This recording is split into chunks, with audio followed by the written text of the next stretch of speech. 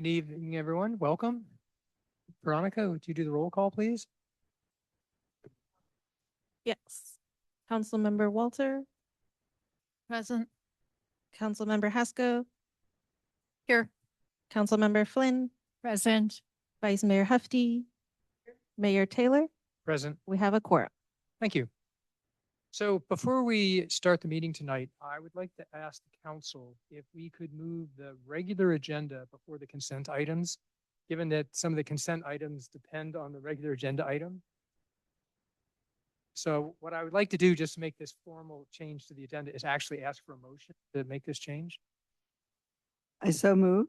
Thank you. Second. Thank you. So all in favor, say aye.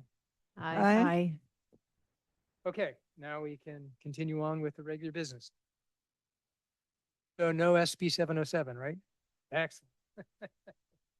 All right, so we're going to start with presentations. We have two committees presenting tonight. We have the Geologic Safety Committee and the Trails and Path Committee. So why don't we start with Geologic Safety? You guys are up. Come on up, grab a mic of your choice. I said come either place, whichever mic you prefer.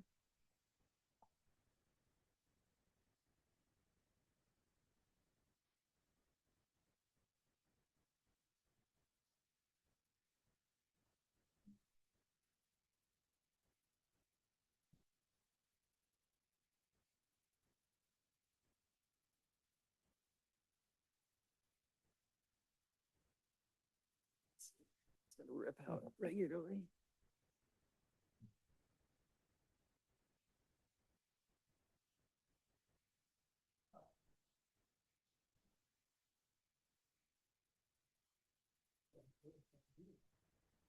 We're ready.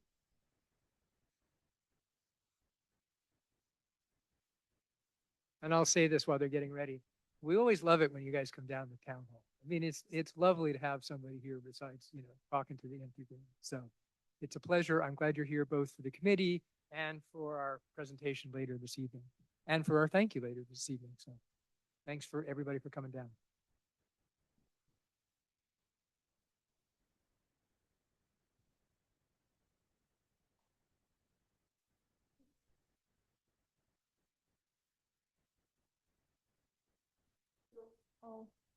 Very much for the opportunity to cover the work Geologic Safety Committee's been working on and what we are working on. And one thing I'd say is you really have to talk into the mic like I am, like with your lips practically swallowing the mic. Yeah. Put maybe. it in your mouth.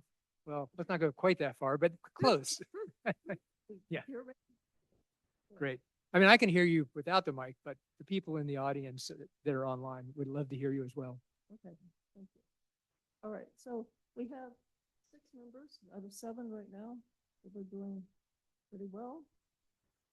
And there are 5 things we wanted to share with you tonight. I won't go through this screen. I don't like reading bullet points. The first thing is about resilience to natural disasters in Japan. This past year, 2 of our members visited Japan and both were struck very strongly by the degree of preparedness in Japan for all sorts of natural disasters. And I'd like to share with you the inspiration for this project. And that was an email from Steve Ingebrigtsen, who was hired as a consultant to do geologic work in Japan in, I think, August and September. He sent an email, and I'll read part of it. He says, earthquakes will happen, and earthquake and landslide hazard mitigation were among the founding principles of Portola Valley. I know this from growing up near here and from later being one of George Mader's teaching assistants at Stanford. We need to help maintain awareness. Working this summer in a natural hazards-oriented unit here in Japan has been eye-opening. The level of monitoring, awareness, and effectiveness of communication are amazing. For good reason, hazards are frequent and diverse. In the last 3 months, we've had 5 typhoons, the tsunami from Kamchatka, an ongoing volcanic eruption, plus several warnings and more. 3 weeks ago, we had record rainfall here in Kyushu, 16 inches in 24 hours. but there were only a couple of fatalities, incidental, probably unavoidable, and remarkably little property damage. The Japanese are just so darned prepared. They do lots of work in advance to minimize risk and potential damage, and then respond well when things happen. Lots of lessons to be learned here. So we take Japan as a gold standard for natural disaster preparedness and response. And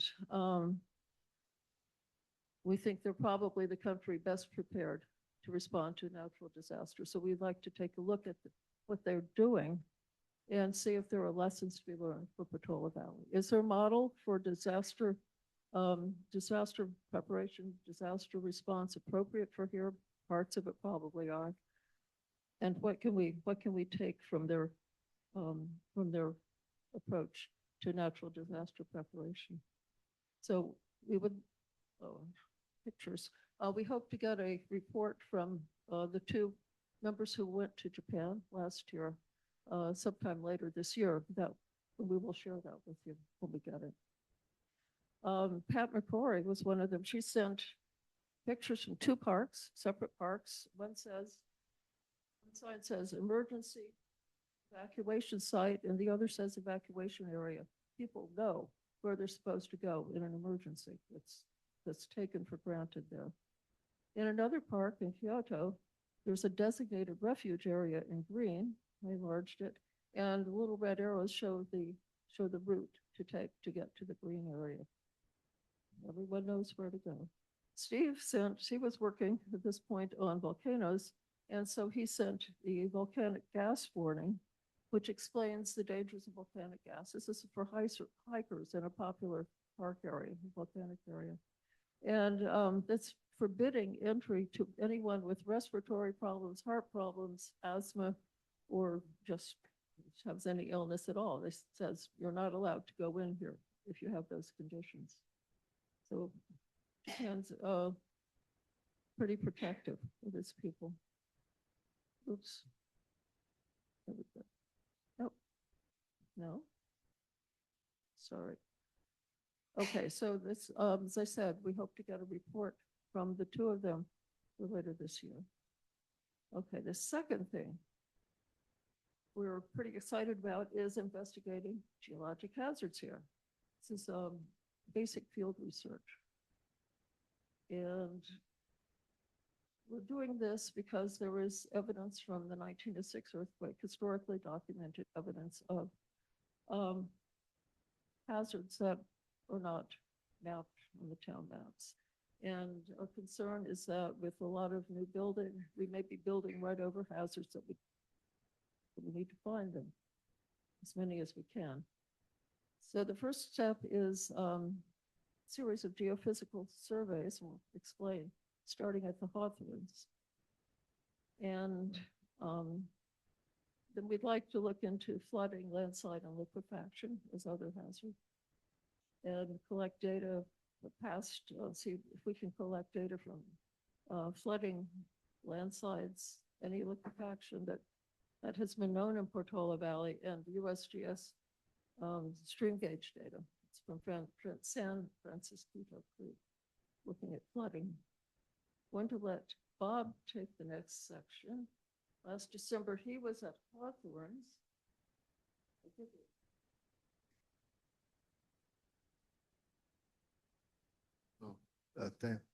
Thank you, Nan. Yeah, there are hazards in the town. You hear me okay? Louder? Wow, this is a big town. Okay, so there are hazards in the town that are not on the town map, and we're looking into them. And one of them is in the Hawthorns area because there are two faults on that property. And to start looking at that, the USGS and Stanford University on a project where they started off by flying drones using geophysics to look at magnetic data. Yeah, and then there are the students from Stanford University who are working on the ground to try to find more information about what's happening there. So we have a couple of pictures. There's the drone taking off. There's the drone landing.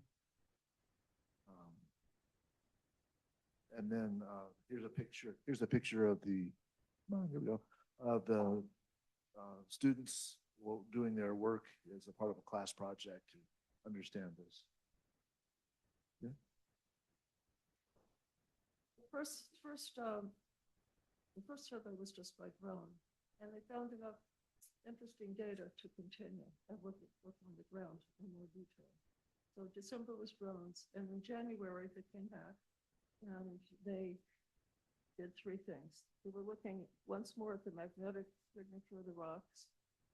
They looked from up high, from the drones first, and now they're looking from ground level at the magnetics. If you have a fault, then the magnetism of the rocks on one side probably don't.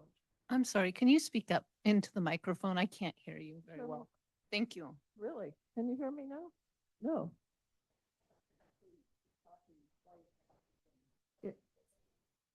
I'm supposed to eat it? And Veronica, you might look and see So- if we can tune that mic up a little bit. Okay, yes? Okay. All right, so I was trying to say, if you have a fault, then the rocks on the two sides of the fault probably don't match in their magnetic properties, nor in gravity. Okay, and they found enough interesting data in the drone survey to continue looking on the ground. So in January, Simon Klemperer, who's our newest member, is a geophysics professor at Stanford, brought his class, geophysics class, so they could learn to use the equipment. And they did a more detailed survey. We do not have the results yet. It's too new. And they did three things. They said, okay, so this is where they set up at Hawthorne's, up at the top where the loop trail is supposed to go. I don't know if you can see it, but at the very top of the screen, you can see houses from Portola Valley Ranch. Oh my gosh. Okay. In the white oval, you have a guy from the USGS sitting at a laptop computer recording data from the three surveys. Okay. Here is, here you have the machine, the equipment that records gravity, gravimeter, and you have a magnetometer sitting on the ground rather than in the drone. And here, if I can get this to work, what you do for the seismic reflection and refraction is you're trying to make a noise that sets the vibrations in the ground. And then you have a series of microphones all hooked up by wires that pick up the vibrations. And from that, you can get a picture of the ground if you have good data. And you can actually see non-matches in layers of the ground where there's a fault. So you pick the strongest guy in the class to do this. It's a 22-pound sledgehammer they're using to hit a metal plate. Okay. And Simon Klemperer decided at the end to try his hand at the sledgehammer. There he goes. And here he goes. Hits it and he waits. And he's waiting for the guy at the laptop to give him the all clear, say whether he has good data or not. Answer is no. Picks up the sledgehammer again. Okay. And he stops. You see, he's absolutely still because any vibration at that point will put noise in the data and you don't get good data. There he goes again. I would say he was an awfully good sport. Free. So Nan, you have like 10 minutes left. Pardon? You have 10 minutes left. Okay. So I just Yeah. want to make sure you get through all your I points. will stop him. Yeah. Okay. So the third thing we wanted to talk about is evacuation for fire following earthquake, which is a continuing project. And I will give this to Bob. Okay, so last year we did published the evacuation map that on. We want to add to that by having a report with geologic hazards for each neighborhood. Because there are certain things that each neighborhood ought to know about how to get out of the town if there's a bigger problem with this thing that we worry about the worst case scenario, we have an earthquake and then there's a fire after the earthquake and then the roads are messed up. And how do people get out? That's a big concern. Bob and I had a booth at the town picnic last September, and people would come up, they were fascinated by this map. I was surprised. And they wanted to know how they could get out. How do the geologic hazards affect them? And that made us think that we needed to do neighborhood level descriptions of exactly how to get out, not just for the whole town on the major evacuation routes, which we've done, but look, neighborhood by neighborhood. So we'd like to, we haven't done this yet, but this is on the list. And with this, we'd coordinate with everyone, staff, fire district, EPC, and wildfire preparedness. Okay. Number 4, this will be quick, Greg. We're going to publish tips, do other communications on earthquake preparedness response for residents. You can read the topics in the second bullet point. And we want to expand our webpage, which isn't really very interesting, and add all the reports, maps we've done, and 3 invited speakers talks, which I think are important for everyone. It's a, you know, they're public if you know where to look for them, but we'd like to put them in the page, our web page here, so people can know where to go to hear them. And Rita Gomez suggested family-oriented videos, instructional videos for earthquakes, so you can start getting to the kids. And I think that was a good idea. We can do that, and then we would have links to important information from USGS and CGS. Last item, coordination with you, the council, the staff, and our town geologist, Cotton Shires. The first item is with you, and that's with the safety element. So we stand ready to work with Rebecca and Craig on the new safety element, whatever you think that the time is right. We would like to find the old geotechnical and geologic reports, some of which are in boxes, some of which are who knows where, and try to make them more easily accessible to the public. So we'd work with staff on this, and we'd like to work in GIS, and I hope you approve that as a budget item. The geographic information system. Last meeting, I guess. And the last item is to get a cost estimate for updating the geologic and ground movement potential maps from Cotton Shires. And they need to be digitized. I think Cotton Shires has been working on that. And I thank you very much for your time. Thank you. From the council, are there any questions or comments for geologic safety? So thank you.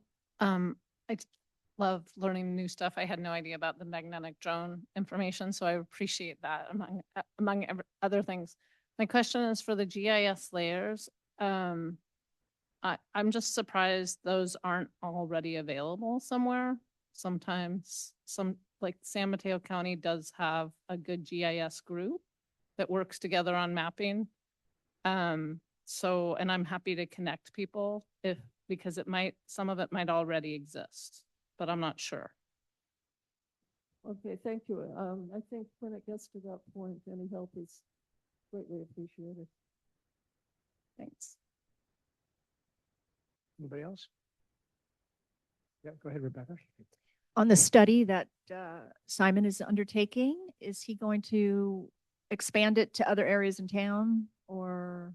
He's also, okay, they also flew drones at the Windy Hill parking lot looking for faults, and at Jasper Ridge, which is in, Woodside's sphere of influence, not ours. But that's, so far, that's all. If things pan out, I think we can probably get them back to look at other areas. Because I would be interested in following up on that fault that that you've been studying that crosses into potentially crosses into the wedge that you talked a lot about. So I don't know if there's any possibility of having those drones run around there. Yeah, they did find, they.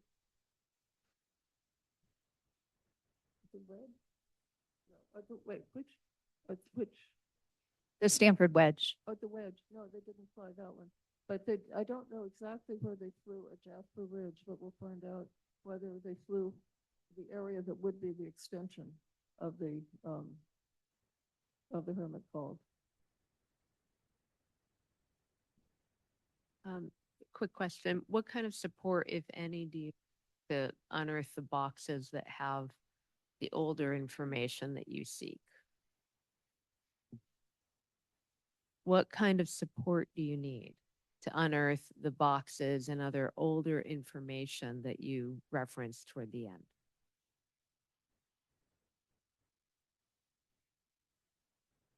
Well, we understand that a lot of the stuff has been digitized. We'd like to get a copy of it, but most of this is at Cotton Shires. Okay. Need to, Got it. the big question is, well, how much of what Cotton Shires has, is any of it in the town? We don't know. Okay. But we assume that if the town doesn't have it, then Cotton Shires does. Thank you.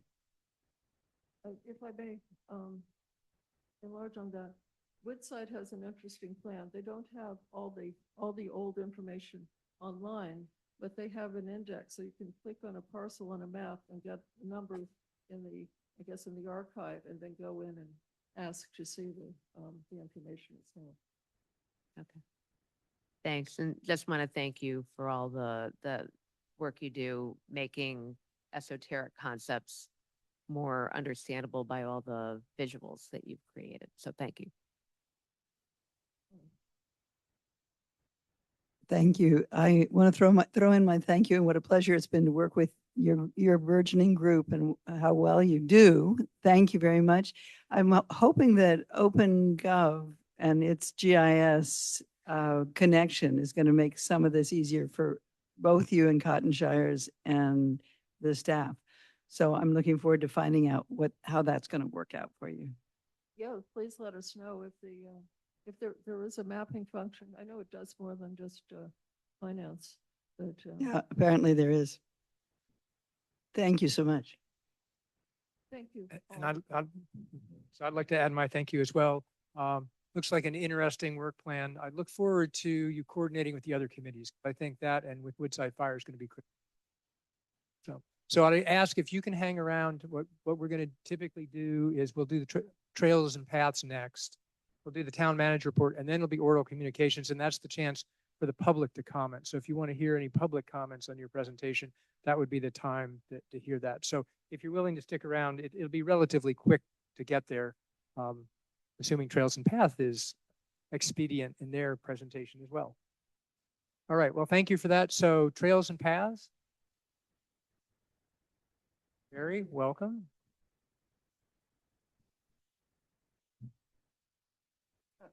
Hello, can you hear me? Yeah, good for the recording. Okay, I can hear myself.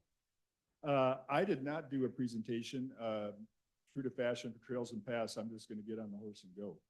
So, but I hope to give you a thorough update here. Giddy up. Giddy up, here we go. Well, 1, 2, 3 former Trails and Paths members up here. Maybe.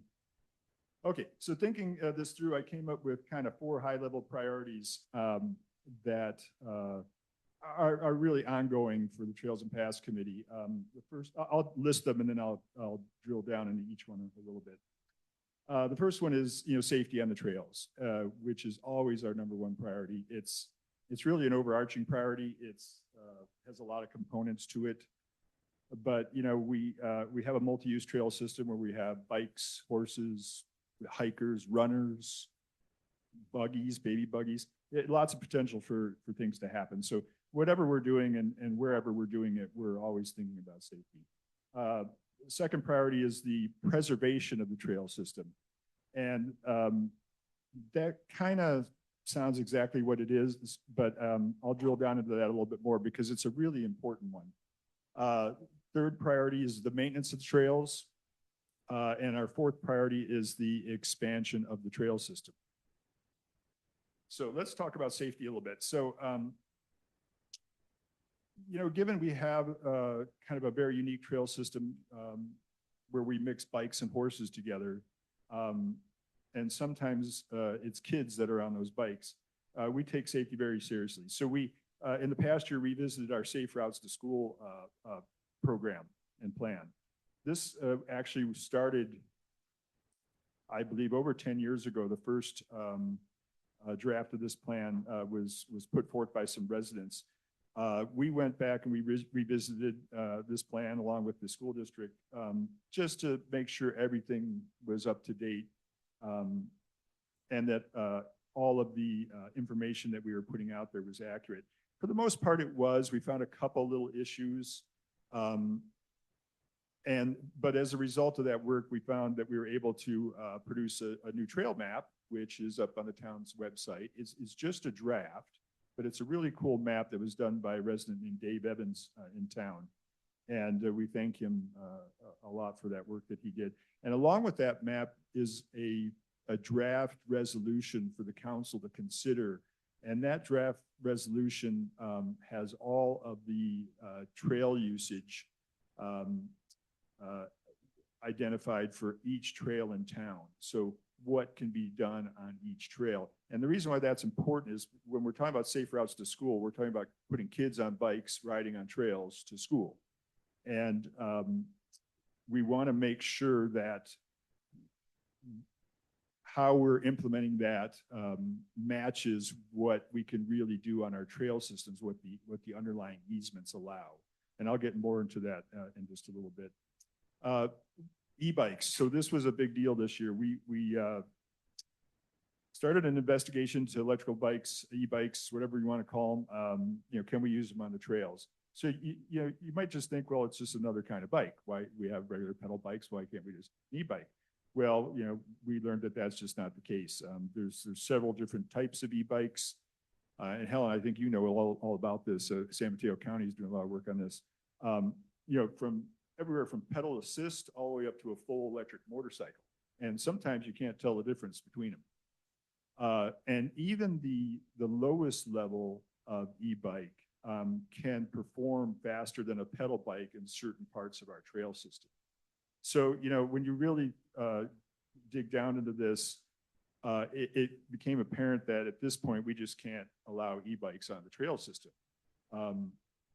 We don't have enough information. We know that San Mateo County, the Sheriff's Department, probably our legislators are working on laws related to e-bikes. And what we expect to come out of that are things like certain classes of e-bikes, you need a driver's license, or you need to be insured, or you have to wear certain kind of safety gear.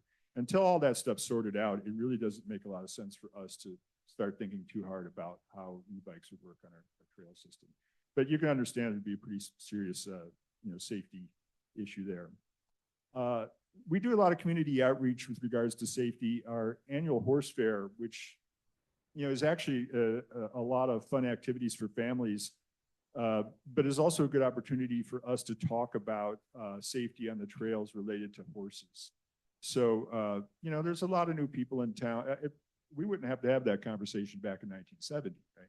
But there's a lot of new people in town who don't know a lot about horses. And so the horse fair gives them an opportunity to learn about them. There's a lot of educational information that we put out there. But then we do get a chance to talk with people about how to use the trails along with horses safely. If you have kids, if you're hiking, if you're running, there's certain things you need to consider, and maybe certain trails you want to avoid in order to stay safe there. We also put out information on the town updates with regards to things like trail closures. We've been closing trails quite often for fire abatement work, sometimes for maintenance and other things. So we don't want people on the trails when they're not safe. If there's a crew out there working, if there's a tree crew or something like that, we don't want people out there. So we keep an eye on that stuff and we get that information out. The second priority, preservation of the trail system. So, we don't want to lose any trails. in the past, we actually have lost trails because it turns out there weren't easements underneath them. And so, to that end, we do a lot of work with the Building and Planning Department. We review a lot of site development permit applications and other types of applications where, if there's going to be some development work done on a site, a parcel that has a trail on it or is near a trail, we'll take a look at that and make sure that the development does not impact the trail. And also that the construction activities themselves don't impact the trail, so the trail can stay open while the work is being done when feasible. When we talk about reviewing site development permits, we really are talking about looking at the easements again. Because each time we get some information about a parcel, we take the time to then go look at the easements there to make sure that they're valid, they're durable. And we've learned a lot in doing that. And I wanted to share just a little bit of that with you guys tonight. There's really three types of trail easements in town, generally speaking. The first one is what we call road right-of-way trails. So as you probably all know, the town has full control over the roads which exist inside road easements. And usually those easements extend a little bit on either side of the actual road. So the town took advantage of that and put trail easements inside a lot of those. Alpine Trail, Portola Trail, for example. Any trail like Cervantes Trail. Any trail that's running along the side of a curb in town is likely in a road right-of-way trail, is a road right-of-way trail. It's considered like a easement inside. We don't have to spend too much time looking at those because the town has full control over them. And the only type of permits that usually impact them are the encroachment permits. But even that's not simple because those are counter-issued permits, if I'm not mistaken. So we don't get to review them. But usually it's pretty obvious that if you're going to be doing work in the road right away and there's a trail there, you got to do what is right to preserve the trail. The second type, this is a good one. So we call them private property. So Shady Trail, Hillbrook Trail, Salsal Trail, the ranch trails. The private property easements come in many shapes, forms, different supporting documentation. The earliest private property easement we looked at was from 1903, and it was handwritten in this beautiful cursive language. And I couldn't read it. I had to give it to my mom. And I think some of the folks in town had a hard time reading it. It turns out it wasn't valid anymore, but it was interesting to look at. All the way till you have the modern easements like with the Blue Oaks development, which are really nicely done by engineers and easy to read and have all the good information in there. So when we're looking at private property easements, we want to make sure that they call it a couple of different things. They call out where the trail exists on the property. They call out what the uses are on that trail, on that lot. So you can imagine Shady Trail, take that for example, it crosses 14 or 15 different private properties. There's an easement recorded against each one of those private properties. So if we wanted to look at Shady Trail, we'd have to look at really 14, 15 different. So when we're doing site development permit reviews, it's just a good chance to take. And that's mostly what we're looking at. The third type of easement is the Westridge subdivision easements. And not a lot of people know this, but the Trails and Paths Committee and the town have no jurisdiction over the Westridge trails. They're not our trails. Those easements were granted to, and Mary, you might have to correct me here, to the Westridge Architectural Supervisory Committee. Is that what it's called? WASC for short, which is not the HOA, right? It's something else. So the unique thing about those easements, one, that the town doesn't have any jurisdiction over them. Two, that Westridge takes care of them. They pay for the maintenance.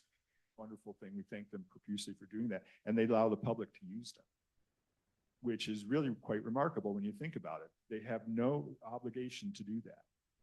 So when we're reviewing site development permits, we generally defer to the Westridge folks to look at the plans and make sure that the trail is is preserved in the way that they want it done and it matches their easements, which I know is not easy.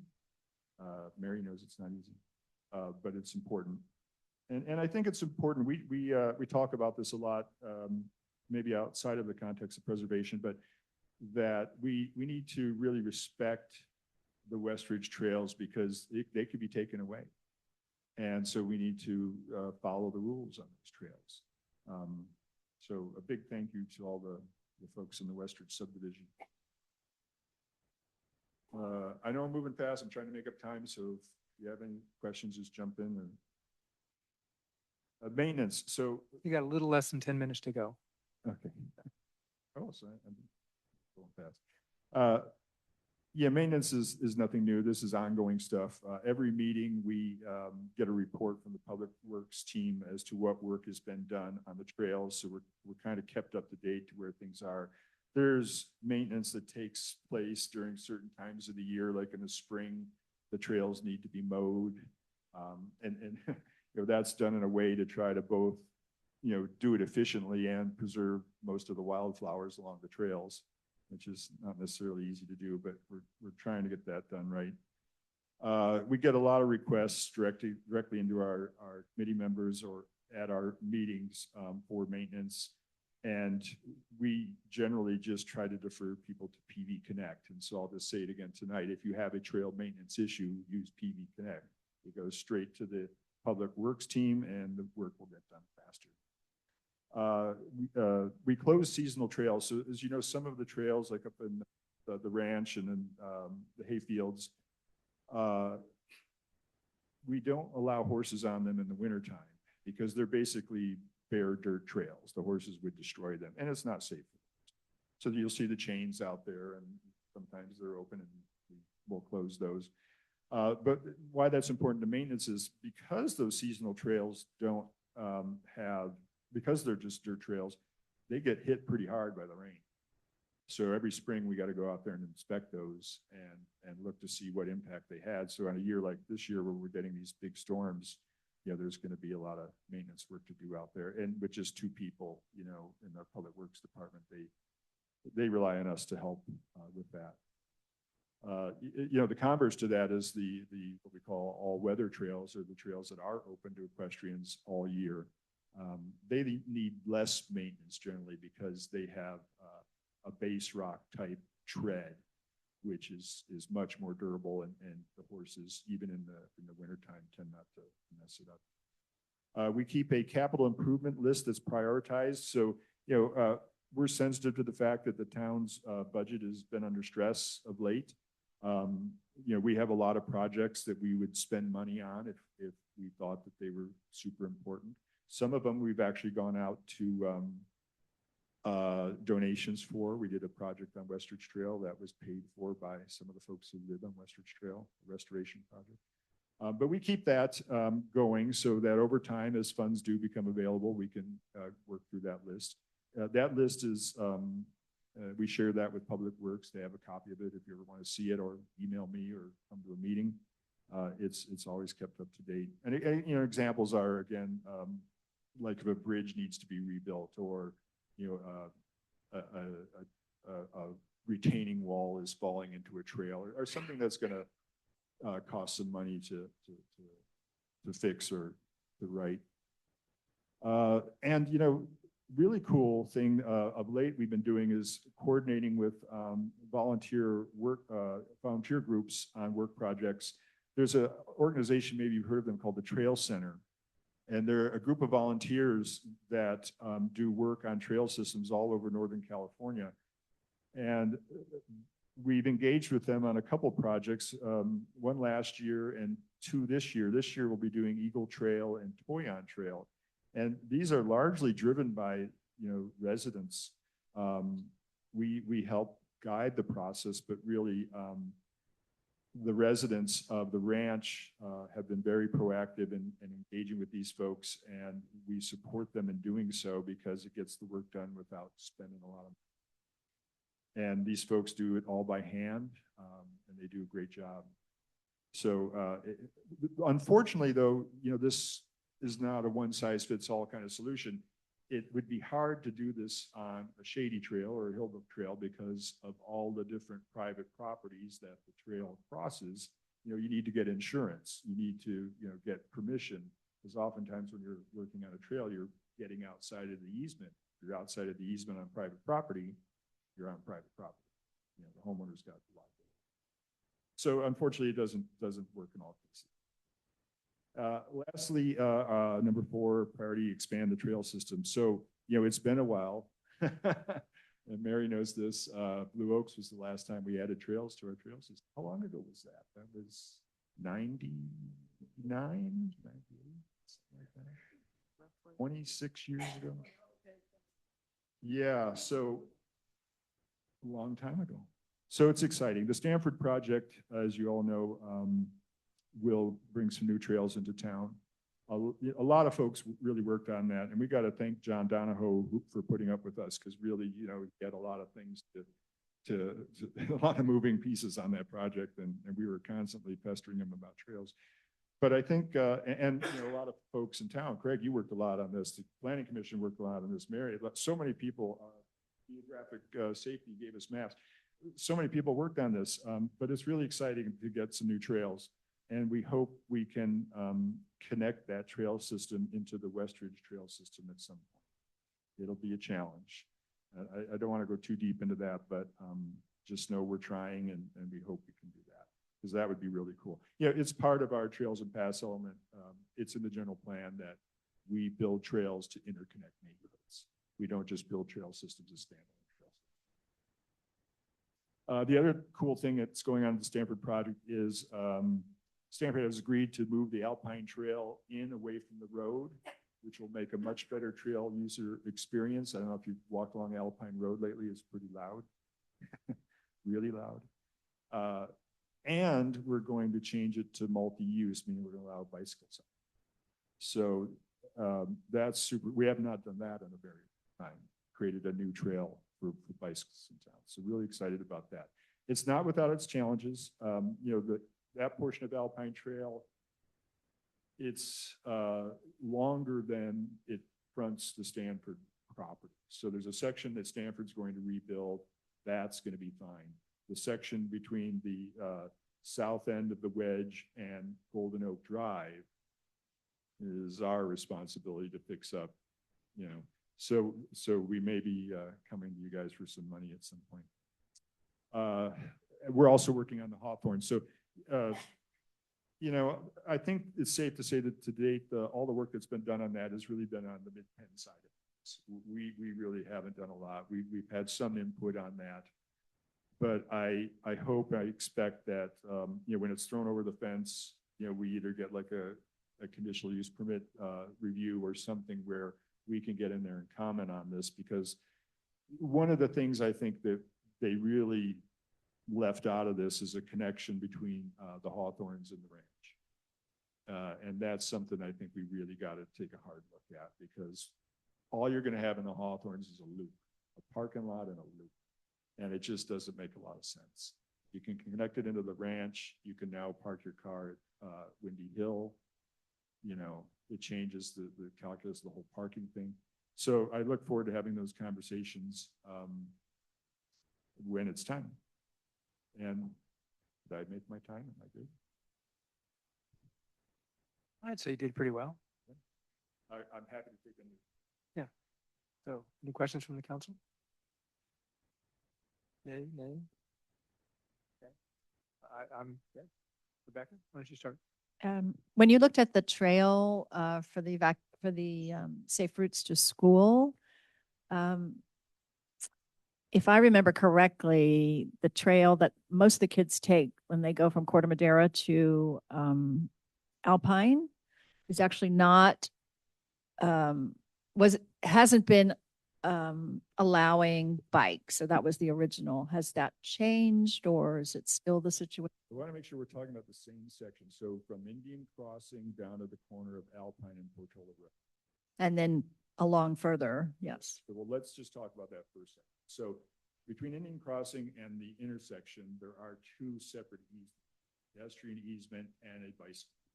And they're right alongside each other. I'm not sure quite what they were thinking when they did that, because it's really, there's only one trail there. Mhm. I don't think there's room to put two trails, but there are two. When you get beyond the intersection, there's really two trails. You have the dirt trail on that side of the road, and you have the paved trail on the Little Commons and the hardware store side. Bikes are not permitted on that dirt side, on this side. And the real reason why is because one, it's a dirt trail and the bikes destroy it. Two, the hillside there is so steep that if the kids were to, run into a horse or whatever, or just playing around and fall down into the alpine in the traffic, you'd have a really nasty situation.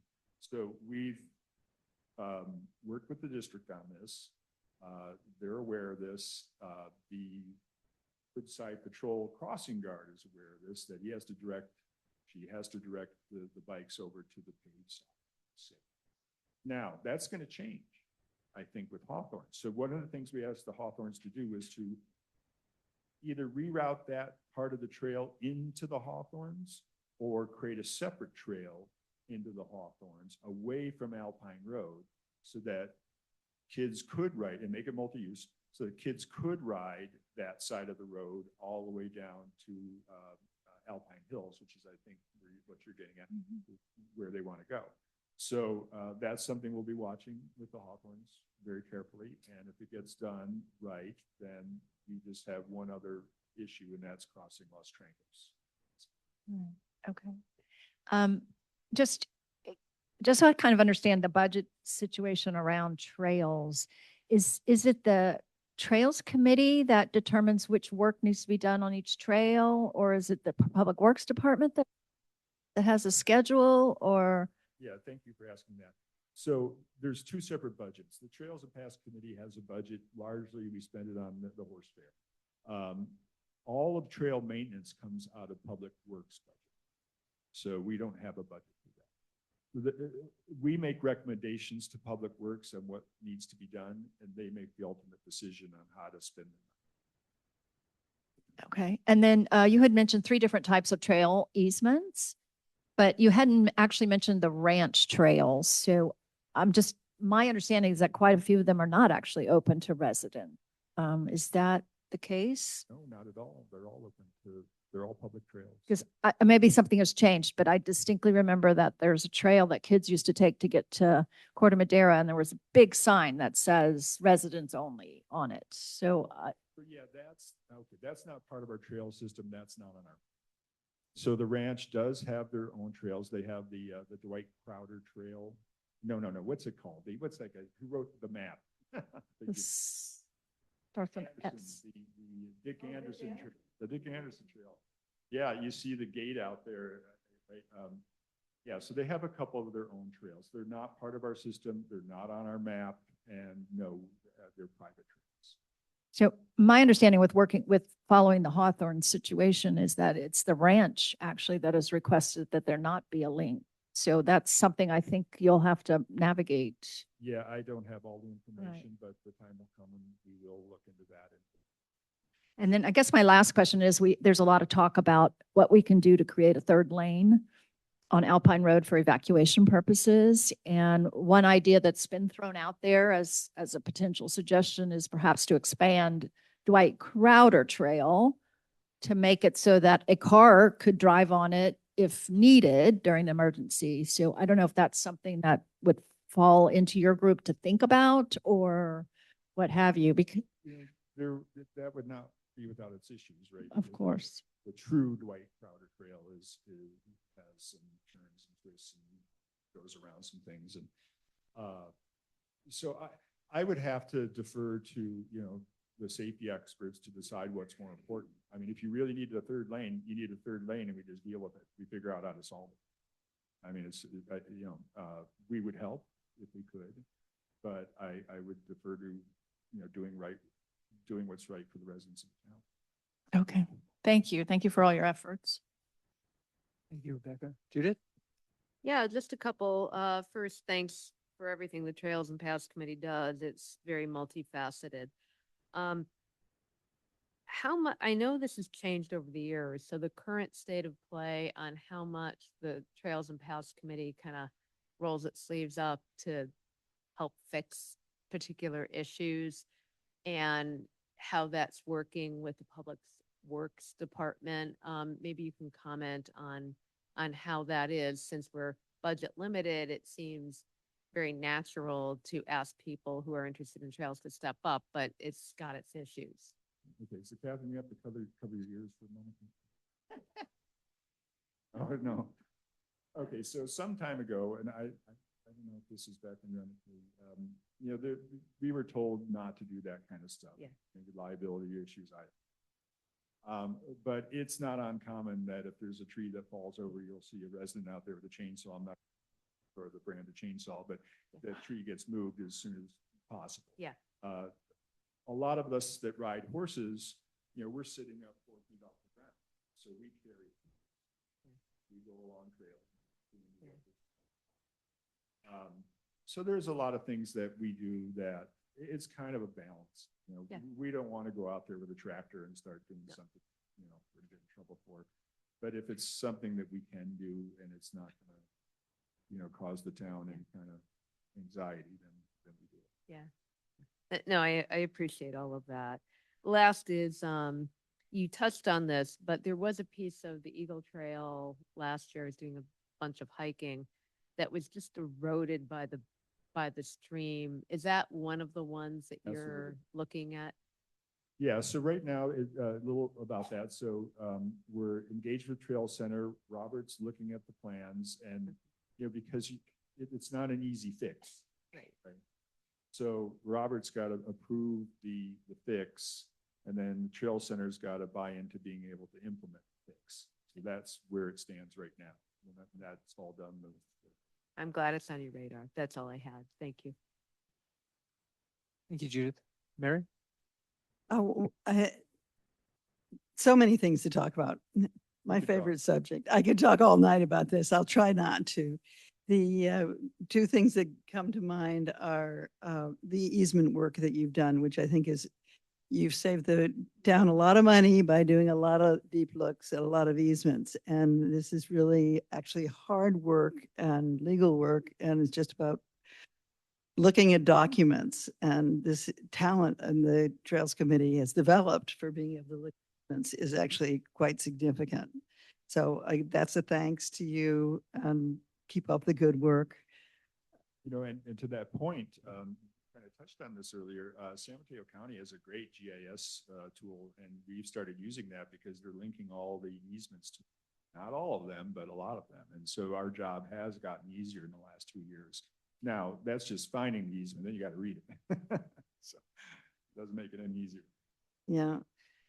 And then the other part that is of, may or may not be outside of what you're presenting on tonight is the possibility of completing the trail system on the northwest side of Alpine, so that we actually could keep people on the same side of the street rather than crossing a ever increasingly difficult Alpine. You want me to talk up just a minute about, do I have a minute? Okay.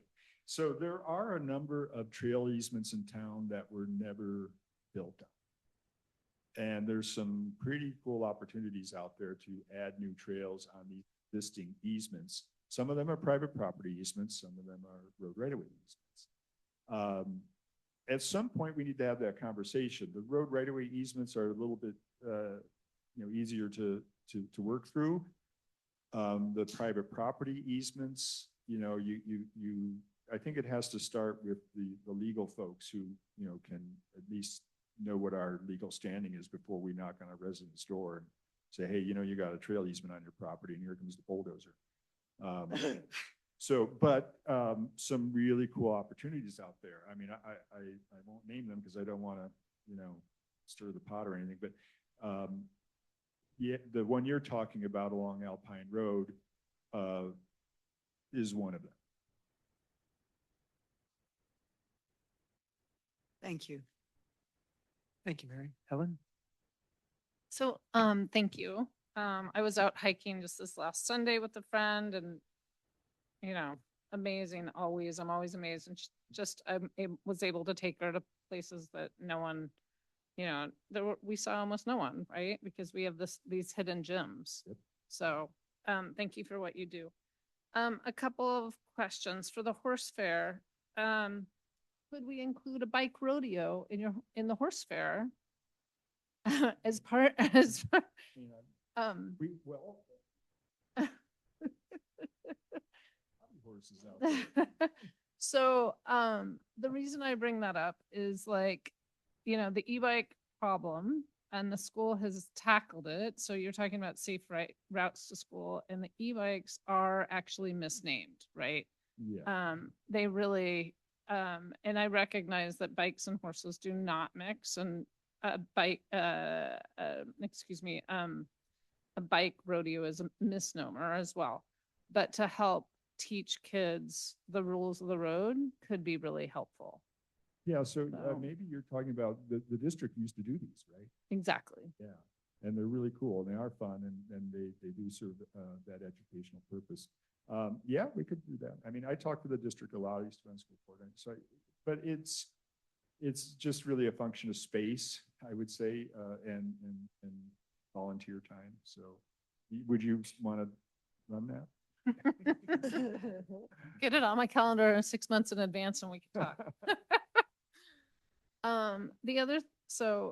Thank you for taking that into consideration. I also wanted to remind you that there are a lot of scouts looking for projects always in town for maintenance. So they're just our youth in town. It's an amazing resource and a great group of kids. So. I absolutely agree. Yeah, we're open to any and all of those kind of opportunities. It's a win-win. Exactly. So thank you for everything you guys are doing. Thank you. Thank you, Helen. Gary, thank you. Look forward to working with this coming year. Yeah. Me too. All right, so we'll close this section out. So this meeting's a little different than usual and sort of, as you could tell from the beginning of sort of reordering it. So I just want to let people know sort of how things are going to go. So we've got 2 announcements coming up. So we'll go through those 2 announcements. And then we're going to do the town manager report. Then we'll do oral communications, which is the opportunity for the public to comment on anything that's happened from the beginning of the meeting up to that point. Then we're going to take a break and we're going to sort of celebrate the announcements. And then the council's going to, everybody who wants to stay is welcome to stay, but everybody who would say, well, I have enough, is welcome to leave. And then the council is going to continue their sort of regular meeting.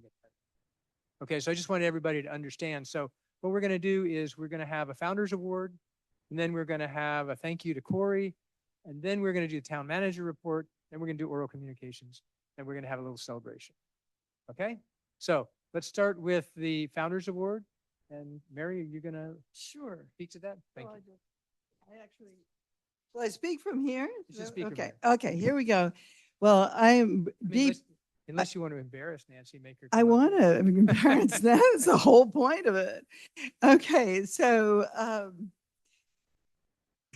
okay, I was going to choke to death over this. Judith and I are the subcommittee for the Founders Award. Over the last 3 years, we've had the privilege of being able to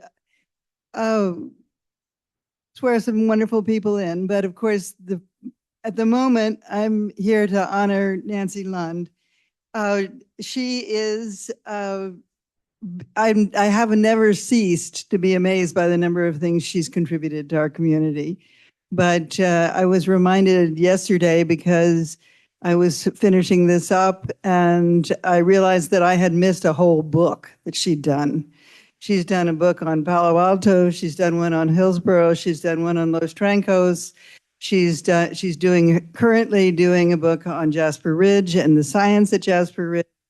She has been prolific in it, and she is the one who sort of discovers the nuggets, the historical nuggets of our buildings and our town and the structures that we've created. So she's preserved the story of Portola Valley. We're lucky that we have her. She is our resident, not theirs. If she's not only recorded history, but she's also created places and experience where you can actually feel the town For example, she started the Blues and Barbecue event with the very early with cultural arts, one of the founding members of cultural arts. She is an inveterate teacher and inveterate historian and a great grammatician. So watch your T's and your I's when you're around Nancy. When the town center was built, she ensured that we would have a place for our history. And I've had the pleasure of spending a lot of time in the Heritage Room, which is a place where we archive all of our records. So no matter how we get at Town Hall, we always can fall back on Nancy's records. There's a lot of wonderful, heartfelt documents, books, and records that are held there, and researchers use it regularly. And you can also enjoy it as a place where you can really experience the town. So it's in this spirit of recognizing somebody who has actually created the place we enjoy. I am honored to present to you the Founders Award.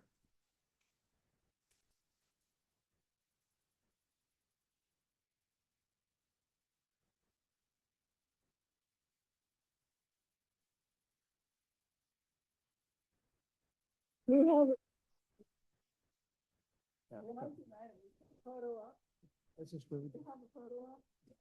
Photo op. This is for you. Yeah, let's do Let's all, yes, let's. We love photo ops. Oh, yeah, speech. We forgot about speech. Oh, She can do sit that down, after. everybody. No, Oh. we can do okay. Photo first and- Pardon me? No.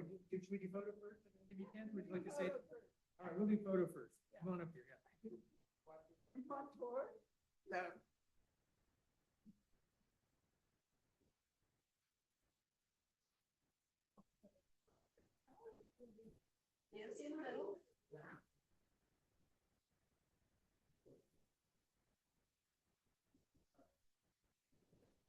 All right. So we got one camera here. We got one camera.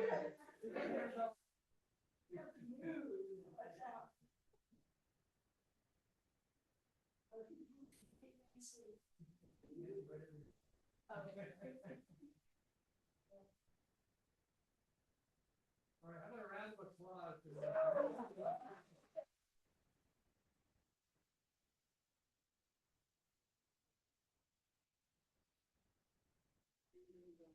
Speech. Are you up for that? You can't just eat the mic. Okay. Thank you so much. I can't begin to tell you that that's a great honor to me because I have felt that serving in this wonderful volunteer job all these years has enriched my life a great deal. I've learned so much and I have met wonderful people, people who have served on the committee with me all these years and people who are doing things out and around town. And it's made my life richer. So I promised that I would say a few things. So I'll just say that it was in 1982 when the town formed the Archives Committee, and that I was the first person to join the Archives Committee. So I've already learned to love history. And so Jim Whitson and Woody Woodward had a file cabinet, a pile of newspapers, and a pile of documents, and a closet in the room that was next door to the library and that served as the council chamber. We would do our work there. So we started working. And at the same time, Dorothy Regnery was the historian of Portola Valley.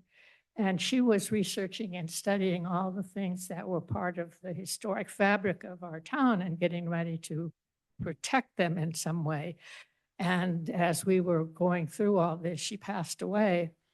And we went ahead after her passing and added the historic element to the general plan in the early 90s.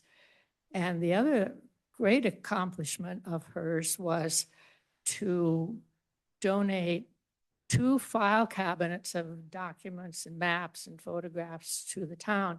And I spent many years looking through and reading all that research that she did. And it was wonderful. I learned about so much the Rancho families and all the people who were the barkeeps at Zots and the Chinese strawberry farmers and the Italians and Irish who farmed on the Windy Hill and Yugoslavs who came and Dalmatians and had orchards, and it was all just wonderful, wonderful fun. So those 2 file cabinets that she donated, we got a bigger space, and then we had partitioned part of room 1 of the old school, which was the part of the maintenance office, and we had some room there. And that was when the town council was getting ready to build the new town center. And so then is when we got our new facility there. So we have the 2 rooms, one for a mini little museum because we don't have very many artifacts, although we are always welcome to receive more. And the back room is the archives where we have all the maps and clippings and documents, and it's something like 260 some gigabytes of digital stuff and 14,000 lines of a database. So we've accomplished a lot, all of us who worked on the committee all of the years. And now I just will reveal a little bit of the future that will very soon, I hope, become the present, because Jim Lippman is a part of our committee, and his son Cliff is a computer whiz, and he is preparing all of our documents, everything that we have, to go online. So we will have a historic resources portal that online where people can come and look and see all our 265 documents or gigabytes of documents, and a listing of all the things we have that are not digital. And so we are preserving the present so that we can understand that when, I don't know, when we're recording our era, so that when the next generation comes to take over to be stewards of the land, hopefully they will understand our era as we understand the era of the people who came before us, and how lucky we are that they were all here and doing all the things that they were doing. And so let's hope that the people who come here for the next generation look at our era and think, oh, we're really lucky that they were here, and not thinking, what were they thinking of? So thank you. It's a great honor, and I am appreciative of that.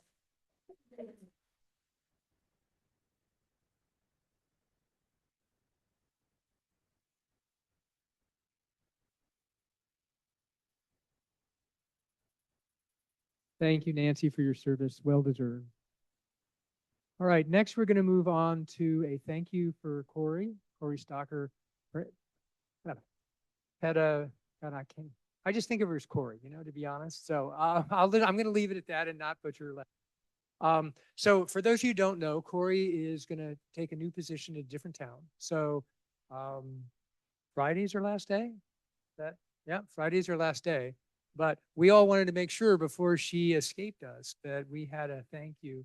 And so this is it. We really wanted to say how much we appreciate Corey's taken us through some pretty tough times. So she's been at the town through a lot of turmoil, including acting as our interim town manager when we needed somebody to step in. And Corey was like, she was hesitant, but she said, I'm going to do it. I will step up.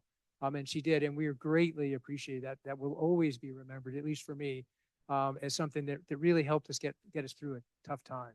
So again, Corey, if you would come up here, we would certainly like to say thank you.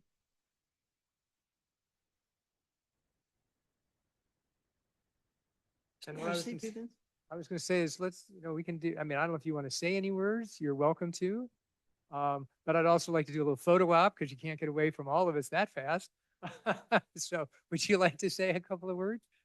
Yes, please. I just wanted to say a sincere thank you to the town council, both current and past, for offering me this wonderful opportunity. I want to thank Darcy and all the town managers we've had, our staff, our town attorney, who's had the sort of unfortunate and fortunate luck of working with me over the past 10 years. So I feel eternally grateful that I've had the opportunity to serve this wonderful community who's really shown me what volunteer is. And at the core of it, it's so helpful and I've learned so much. And again, I want to say thank you to the council, the community and the staff. Thank you. Well, it's been our pleasure. So why don't we all stand up and let's do a photo op with Corey? That could give you so much more exercise. Well, I like it. You know, it's good. You know, they say don't sit too much.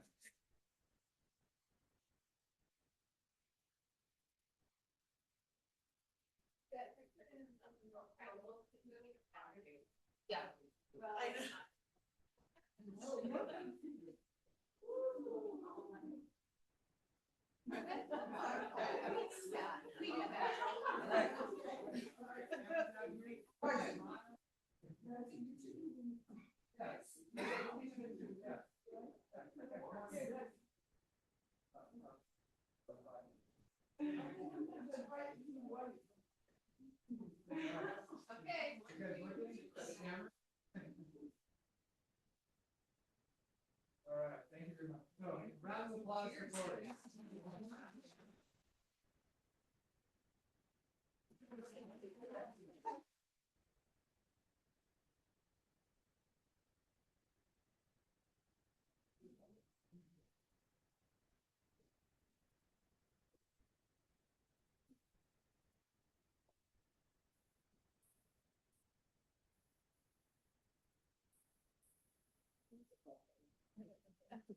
Okay, thank you. So now we're going to move from announcements to the town manager report. And then after that, we're going to do oral communications. And then after that, we're going to do a little celebration. All right, so Darcy? Yes, thank you. Darcy Smith, Town Manager. I will be quick. I don't want to stand between you and some sparkling cider. Mark your calendars. The Housing Element Annual Progress Report will be presented to the Planning Commission next Wednesday on March 4th, and then the council after that on March 11th. So we welcome you to review it and provide comments or ask questions while we finish it and get it submitted to the state. There's a new Lunar New Year West Coast Lion Dance at the library next Thursday at 3:30 p.m. to mark what I have been told is a really exciting and rare year of the fire horse. So I would invite you to see that lion dance. And the town council annual strategic priority meeting will be on Monday, March 16th at 1 p.m. So please mark your calendars. March will be busy. We also recognize the importance of our annual audits, which we're working hard on. Working on completing the year 22-23, and we anticipate to present that to the Finance Committee in its final form potentially in March, and then the council after that. They saw a preview a few weeks ago. And the remaining audits are on schedule.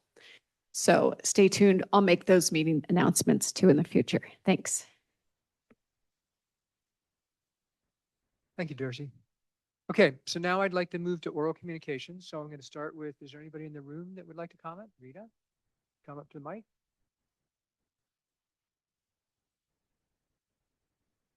Thank you. First, I want to say thank you very much. Congratulations to Nancy Lund for all that she does for us. And I'd like to say to the council, even if this room is empty, there are people that sign in. This meeting is recorded, and some people sign in from around the world. And it's really appreciated for us to go in, and maybe we don't want to sit for 3 hours, but we can pick out the parts that we want. So we really appreciate it. So if you see an empty room, just imagine instead of someone with missing clothes, there are 4,500 people that are residents in this town, and they are all here. I just want to mention that for people that don't know, we had something in this town this week. Looks like a gang tag on Golden Oak and Alpine at the AT&T box there. And with the vandalism of the copper wires, you know, we haven't been hearing much about it except in the PV forum. And even with the say hello to the new sheriff person the other day, there wasn't a whole lot of information. I can tell you about who's wandering around in San Bruno, but I'd really like to know this information since my AT&T and my Comcast is just not working. And this is probably why. And so I ask, please keep us up on the information. If there turns out to be a new utilities committee, meetings, whatever, I had no phone in December for over 30 days, AT&T, I will gladly help. There are many people in the community that will help if they can be contacted, because they can't be contacted right now. And some didn't have electricity last night. But thank you for all you do. I appreciate it, and appreciate all the volunteers in our wonderful town. Thank you, Rita. Is there anybody else? Betsy?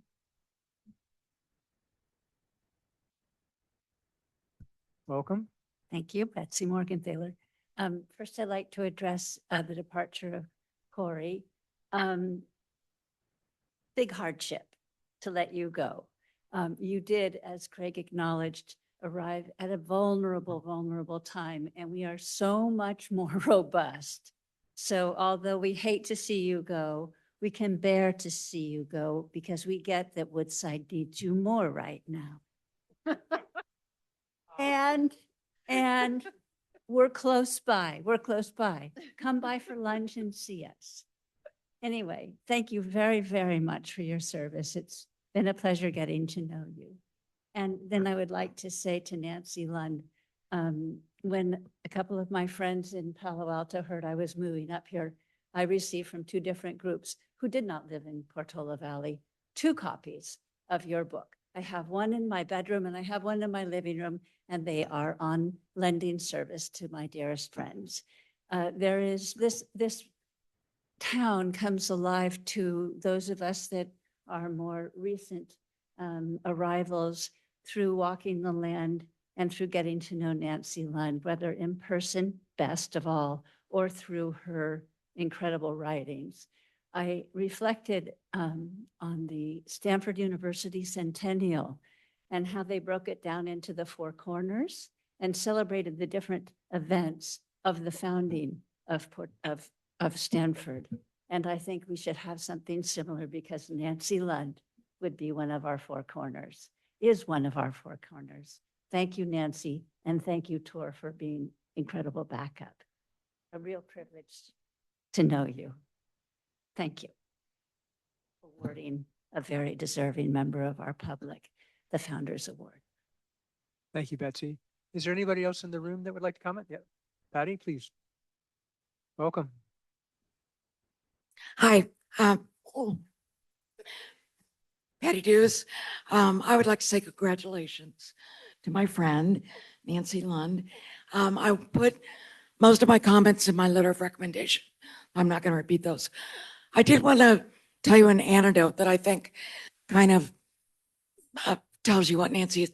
On my first afternoon, after I was admitted or approved for the historic working group about 5, 6 years ago, I showed up at the Heritage Room, talked to Nancy about, what I was going to do. I was all excited, contributions, et cetera. And she led me over to this glass case. And I think most of you have been in the room in this glass case. All these, artifacts from our past, the Ohlone, our pioneers, a piece of Ormond, And I thought, oh gosh, this is going to be so exciting. I'm going to get to research all of this, and document it and write about it, do the provenance and all this exciting stuff. She turned to me and she goes, it's been a really long time since these shelves have been dusted.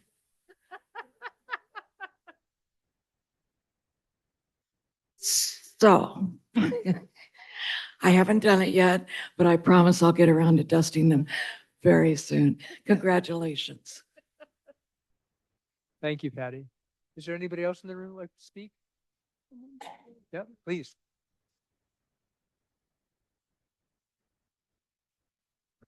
Hello all, Jeff Pollock, and hello Nancy.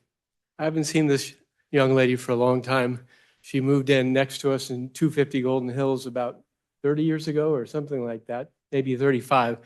But before that, she was my favorite teacher, where I met Peter Otaki in 5th grade at Ladera, 5th grade. And so it's great to see the arc of your life. And you taught us how to be a good student. We tried to do the best we could, but you always were a great student and my parents loved history too. And, it's so great to see you here enjoying your, your honor. So, thank you. Thank you, Jeff. All right, anybody else in the room? Yep, please come up to the mic.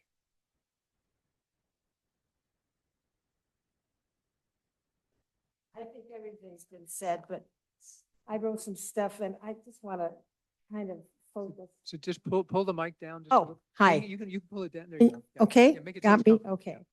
So, Pull it down a little bit more. You can hear when More? there you go. When you hear it sort of echo behind us, that's how you know. okay, great. I usually can yell loud enough, Okay, so Webster defines a historian as a person that researches, studies, and writes about the past. Nancy Lund is a historian and much more. She exudes an appreciation for the then and the now, knowing that both are beautifully necessary in the scheme of our lives. My personal relationship with Nancy grew out of our collective love of the arts. When creating the Cultural Arts Committee, we understood that art connects us all: painting, music, photography, the written work, books, and us, the human spirit. And that's what she truly understands the most.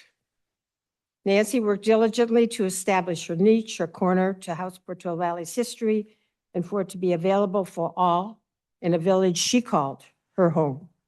It was not an easy task. With much perseverance and her husband, it happened, and the town has a marvelous room incorporated with the library in the town center. Nancy's work, Life on the San Andreas Fault, written with her buddy Pam, is a precious treasure that will last forever, serving many generations. She invited local artists to share their art. Each page represents an individual approach to our community through different eyes. To be an exemplar historian, one understands the people making history. Nancy Lund is that woman, a gentle woman who found her gift many years ago and chose to share it with us, and lucky we be. Thank you, Nancy, for your inspiration. Thank you, Nancy, for being the guardian of Portola Valley's history. You are our founder. It is an honor to put into words my respect for you with so many fun-filled memories and friendship in time and space. Love you. Thank you. Is there anybody else in the schoolhouse that would like to speak? All right, seeing no hands in the schoolhouse, I'll go online. So the phone number ending in 3056.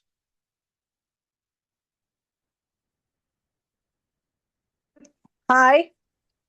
Welcome, Dana. Hi, it's Dana. Yes. I started out, I don't want to talk about Nancy, but I want to address. I am so grateful for all you guys do. Other chairs of committees, I mean, the self-governance in Portola Valley, it is a beautiful thing. And so support all the volunteers and what they want to do. And for those of you listening, fabulous thing. The best people in town are on town government. Nancy, you are a gift. And what I have learned and things that I have learned in the archives have been so important. And as you know, I parked myself there for 2 to 3 weeks trying to protect the frog pond way back when. You put me through the literature that's there back in touch with Herb Dengler, Martin Litton. I mean, there's statements about the pond. And so I pulled all my stuff together and I did a presentation the night in front of the town council. And somebody else got up and he said, I walked across the frog pond one day and there was a man lying in the field. And I said, what is your name? What are you doing here? And he said, I'm Herb Dengler. And everybody in the audience just went, oh, how wonderful it was. Anyway, you have the archives provide the legacy, which helps us support the ethos of our incredible town. And I'm just incredibly grateful, Nancy. Anyway, thank you. Good night. Thank you, Dana. All right, any last hands? I don't see anybody in the schoolhouse. I don't see any online. So I'm going to close oral communication. Okay, I'm going to reopen oral communications. Cutting a little close, Karen, but you're welcome. Come on, speak. Hi, everybody. Can you hear me? We can. Okay, hi. Sorry about that. I thought my hand was raised, so I just made it in the nick of time. First of all, I just want to echo the congratulations to Nancy Lund on an absolutely amazing job, well done, and actually setting the record straight on some trivia night questions that we had about Portola Valley. We love you. I also want to thank Corey for keeping Portola Valley going during some very tough times. We do recognize everything you've done for us. And even though you're only 2 miles away, we will miss you dearly. I also really enjoyed and thank the Geological Safety Commission, the committee, excuse me, and Trails and Paths committees, not only in keeping residents safe, but also so we can enjoy this spectacular community in which we live. A couple thoughts came to mind listening to the Trails and Paths presentation, and I just wanted to share those with you. One was, I don't know if we have any trail easements that are back further than 4 feet from a property line, but with the new state mandate that allows a 4-foot setback for ADUs, and it's under ministerial review, meaning that it doesn't get reviewed by anyone. Does the town need to think about how we'll address this issue? So that was one thought that came into my head. And the other one was when Gary was talking about the Alpine Trail and Hawthorns. And I went to a Hawthorns board meeting, or excuse me, a Mid-Penn board meeting in December. And I asked one of the planners, because I didn't see the Alpine Trail in their Hawthorns plan. And I just wanted to share the information I got, which was they said that's actually not a Mid-Penn responsibility, that's a town responsibility, and that it would probably get negotiated when their plans were submitted with the CUP and such. So it may be something that we want to follow up on. I just thought there may be some misunderstandings out there. Thanks for listening, and thanks again for all you guys are doing. And this has been a very happy hour of a town council meeting. Thanks. Thank you, Karen. Now that Karen opened the door, I see that Dave's hand's up. Dave, welcome. Yes. First of all, I want to add to the congratulations for Nancy Lund, who's been, along with Tor, a longtime friend, and has earned everything she can ever possibly get. And for Corey, who I don't know very well, but has been stunning, I think, in her interim job. I also want to say a big thank you to Sheriff Ken Binder, Ray Mueller, and in the sake of transparency, they answered every single possible question you could ever imagine, and spent well over an hour at Roberts Market with everybody over the weekend.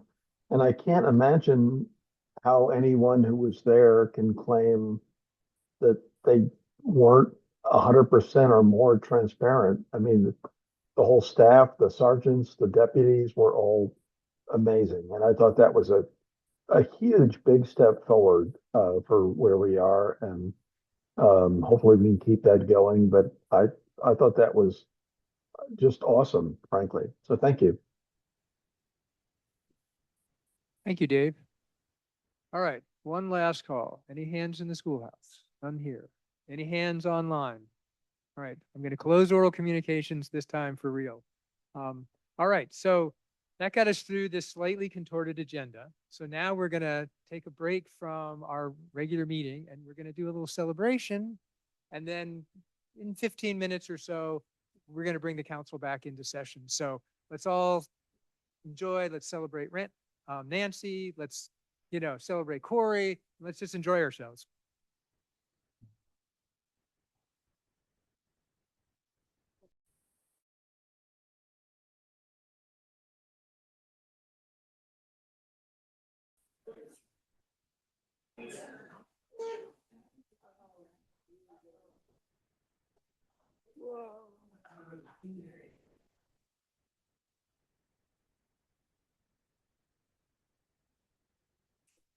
Nothing happened. Nothing happened.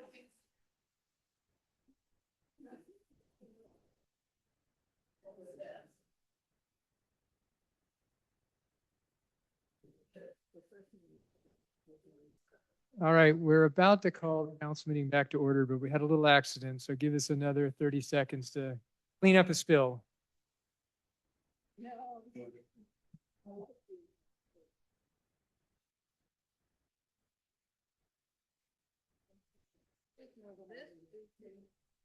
Yeah. All right, Mary, you good? All right. All right. Thank you, everybody. Thanks for joining us in the celebration. I'm going to call the council meeting back to order. And the first order we have here is, given our new agenda schedule, we're going to go to number 8, the regular agenda. This is consideration adoption of a resolution amending the adopted fiscal year 25-26 budget. And Tony, you've got a presentation? Very brief presentation. Very brief. Go ahead. This is a follow-up item from the last council meeting. We were tasked with bringing back a resolution with the revised numbers based on what was discussed and approved in principle by council at last meeting. So there will be 2 resolutions for council to consider. Based on the discussions of the last council meeting, there was significant discussion about storm water assessment, possibly funding it with use of gas tax funds. Further research has determined that gas tax funds would not be available for this or not allowable under this for this purpose. Gas tax funds are to be used, can be used for culvert repair that's adjacent to the street or within the right of way. You can also use some engineering money for, or you can use gas tax for engineering, but it has to be tied to a transportation project, such as street resurfacing. So gas tax funds would not be allowed or available for storm drain master plan. There are other funding sources and processes. We can look at looking at grants at the State Water Resources Control Board. Also possibly looking at creating a facilities district where we can do an annual assessment, but those are things that would take some time to develop and process. So the 2 resolutions that you have in front of you are resolution 1 is all the changes that were approved in principle, minus the $300,000 for the storm drain assessment. And the second resolution is all the changes approved in principle, but with including the 300,000 storm drain, and the 300,000 would come out of the general fund CIP project, which would reduce that balance to an amount that may not be available for any type of an emergency. So that is my report, and I give it back to council for questions. Great. Thank you, Tony. So are there questions for Tony? We'll get to discussion later, but there's questions right now. Ellen? In terms of the storm drain question, does the town, and this is more of a Robert question actually, does the town have any history of a national pollutant discharge elimination system violation? Not that I'm aware of. Thank you. Councilmember Hefty, it's a national pollutant discharge elimination. It's a violation that, right, that when there are illegal discharges. We do not have a lot of discharge There is, locations or businesses that, like if we had a large industrial area, then yeah, that's where most of those and PDES permits and violations would come in. There are quite a bit actually of discharges in Half Moon Bay. Why I was wondering if we had any. Thank you. You know, but like for us, the restaurants, if they've got grease captures in their systems, then those are things that we'd be looking at. Thanks. Rebecca? I just wanted to address Helen's question. There is a map that shows all of the areas where there's been a bad waste, and we have had 4 or 5 in Portola Valley. They're all listed as being mitigated or taken care of, but they tend to be someone's propane tank leaks or someone's gas tank has a gas tank up at hills or something like that leaks. And so that there are some that are documented in that map that I found when I was working on the safety elements. So I can send you the link for that if you're interested. Thank you. I did have a question for Tony in terms of, you said there is potential for grants. What type of bandwidth or staffing needs would be necessary to be able to go after those grants? There is a process with the State Waters Resources Control Board's Proposition 4. But yeah, there would be some staff time that we would have to do. I couldn't give you an estimate of what it would be at the moment. But again, we're not, depending on direction tonight, we haven't really sat down and penciled that out. And could you or perhaps the town sort of address the normal process for taking on such a huge project, a project that costs so much money? What would be the recommended normal process for? Well, obviously we would farm this out to a consultant, and there would be. But I'm thinking the steps before that in terms of priority setting, and we would have to prepare an RFP, and then publish the RFP, and then from the RFP select a vendor, and once the vendor is selected, then it's managing the project.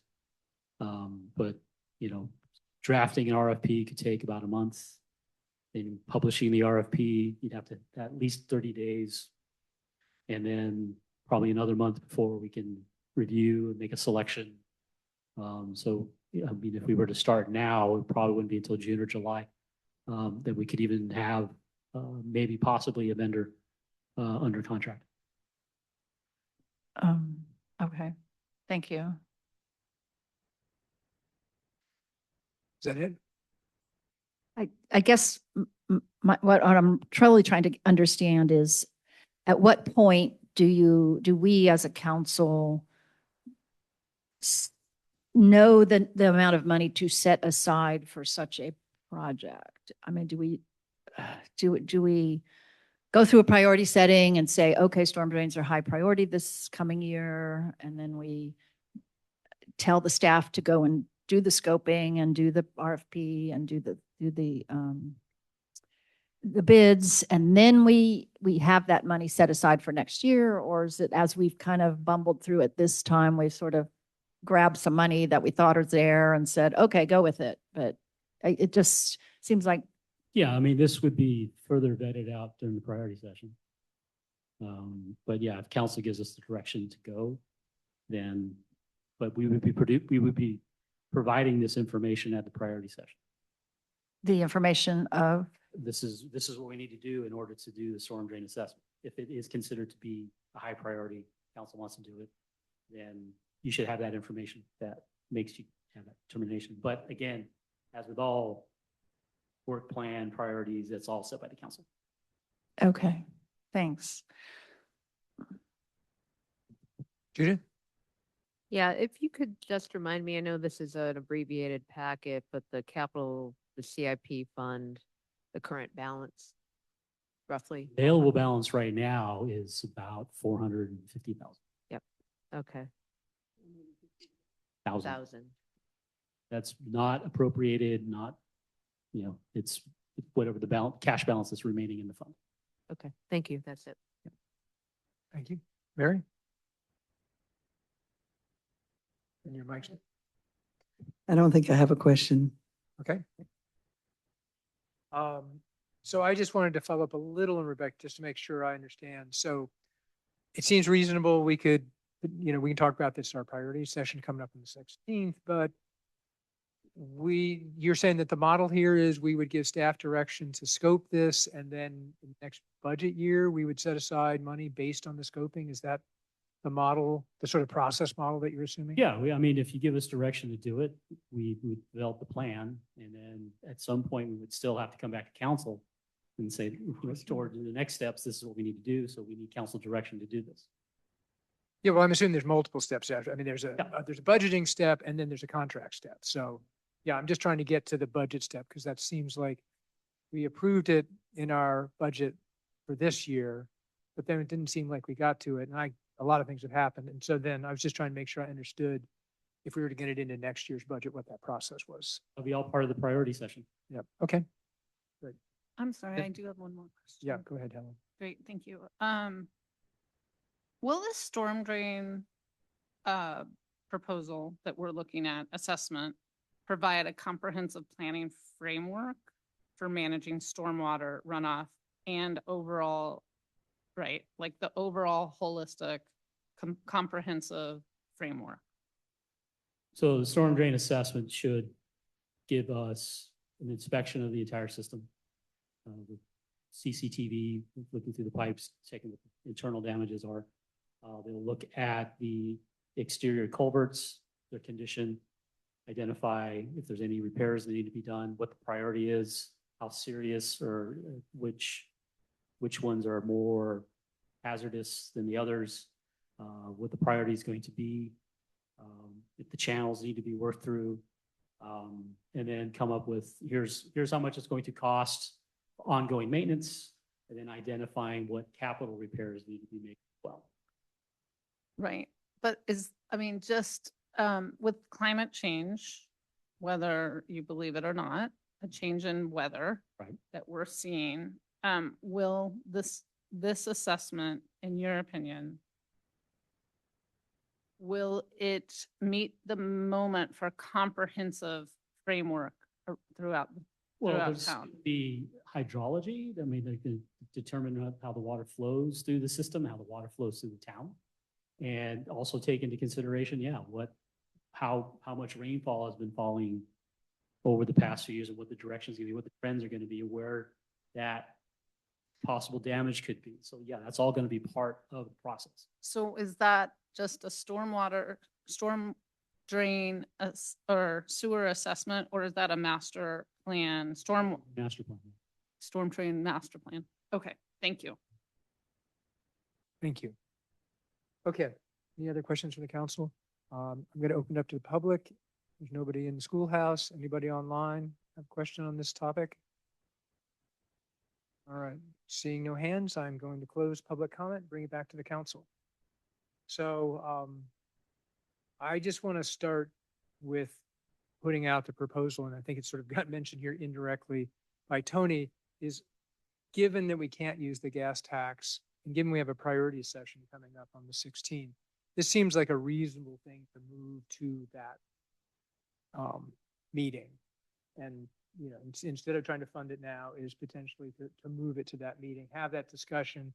If we decide it's important, then we can ask them to scope costs and get it on the budget for next year. And that seems to me like that might be a reasonable process. But, you know, I open up to the other council members. I'm interested to hear your opinions.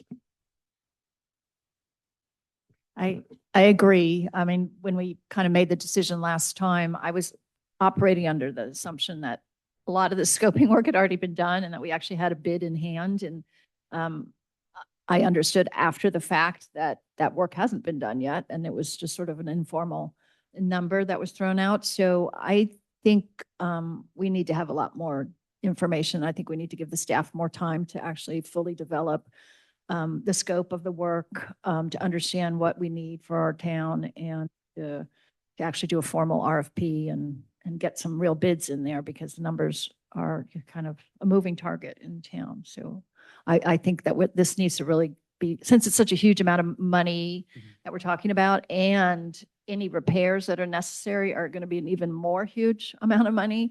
So potentially, I think it's something we need to put some major thought into, and as well as, to understand grants potential for availability for grants. So I think we need to give the staff more time to do that. And we need to be able to have more time to discuss it as a priority setting. Okay, thank you. Judith? So I just want to clarify, Craig, by discussing it in the priority setting session, which makes sense to me. Essentially, how does that impact the decision tonight? We would adopt resolution number 1 without the storm drain, and then at some point say we were to prioritize it, then we would address how to integrate that into a budget come the end of the year, the fiscal year. Like, what are you? I would proposing? think that given the timing that we've heard and that we haven't actually, since we don't really, we found out we don't have the scoping. So Yeah. My sense is we decide as a group whether that's one of our priorities to scope it. That's the first thing. Is that a priority that we're going to Yeah. ask staff to go do? Assuming it is, then we get the scoping and we put it in next year's budget, not this year. Yeah, Yes. that's what I thought, just to So we would be granular. take the 300 Yeah. out of this budget and move Yeah. it potentially into next year's budget. Yeah. Yeah. Yeah, exactly. no, that makes sense to me. I think we're premature to really make an informed decision right now. I think a little more process, a little more information, and a discussion of use of resources at our priority setting session or in some other forum as makes sense is required before we should move forward. So I would be supporting resolution 1 without the storm drain assessment. Okay, thank you. Mary? Me too. Thank you. Ellen? Yeah, that was a me too. That was good. Let's keep moving. I'm like it. I like it. Okay. Short and sweet. We love early nights. So, yeah, no, I'm right there with you guys. But I will add, that I do think, I would like a more comprehensive planning framework to really get a sense of what we could be facing down the road, potentially, with climate change, like as the storms get bigger, like, do we have a problem? Hopefully we don't, but doing a Band-Aid on a small section and we've got a bigger issue uphill or something that we don't know about, like it might be worth it at the priority session to really look at that. Yeah, I did have something I wanted to say, which is, Hang on. So, Helen, are you done yet? yeah, So sorry. I do support resolution 1 and thank you for bringing this back. Yeah. Helen? Go ahead, Mary. And I'll try and keep it within the agenda item, because I do think we do have an upstream issue. Saucel Pond was never incorporated even when we did the town center. And I kept asking why we weren't looking at the flooding risk for Saucel Dam breaking. And what is happening with the collapsing of the culverts that divert Saucel Creek over to Corte Madera Creek. A little known fact that Corte Madera's flow comes from Saucel Creek on underground tunneling. So I think we should know what's upstream. Okay, so why don't you bring this to the priority session? Yeah, okay, thank you. Okay, so with that, I would entertain a motion. It sounds like to accept number 1 for moving forward. So moved. Sorry, there's a couple of minor typos. Can I just forward those without bringing them up right now? Yeah, Okay, minor I'll do that. typos. Thank you. And if you're going to second it into the mic, please. Second. Great, thank you. All right, so we have a motion, we have a second. All in favor, say aye. Aye. Aye. Okay, great. Tony, thank you very much. I realize this was a little bit of a roller coaster, but thanks for bearing with us and getting us through it. So, all right, with that, I'm going to close agenda item number 8 and move back to agenda item number 7, which is the consent agenda item. Yeah, it's all right. That's the way it goes. That was the motion at the beginning to move things around. So we got it. So and I guess let me open it up to public comment, then let me ask the council members if they want to pull any consent items. So is there any public comment on the consent agenda? So I see no one in the room. I see no hands up online, so I'm going to bring it back. All right, so council, are there any agenda consent items that you want to pull? I have a question on 7C, so I'll pull that. Okay, And I'd like to pull D. D, okay. Anything else?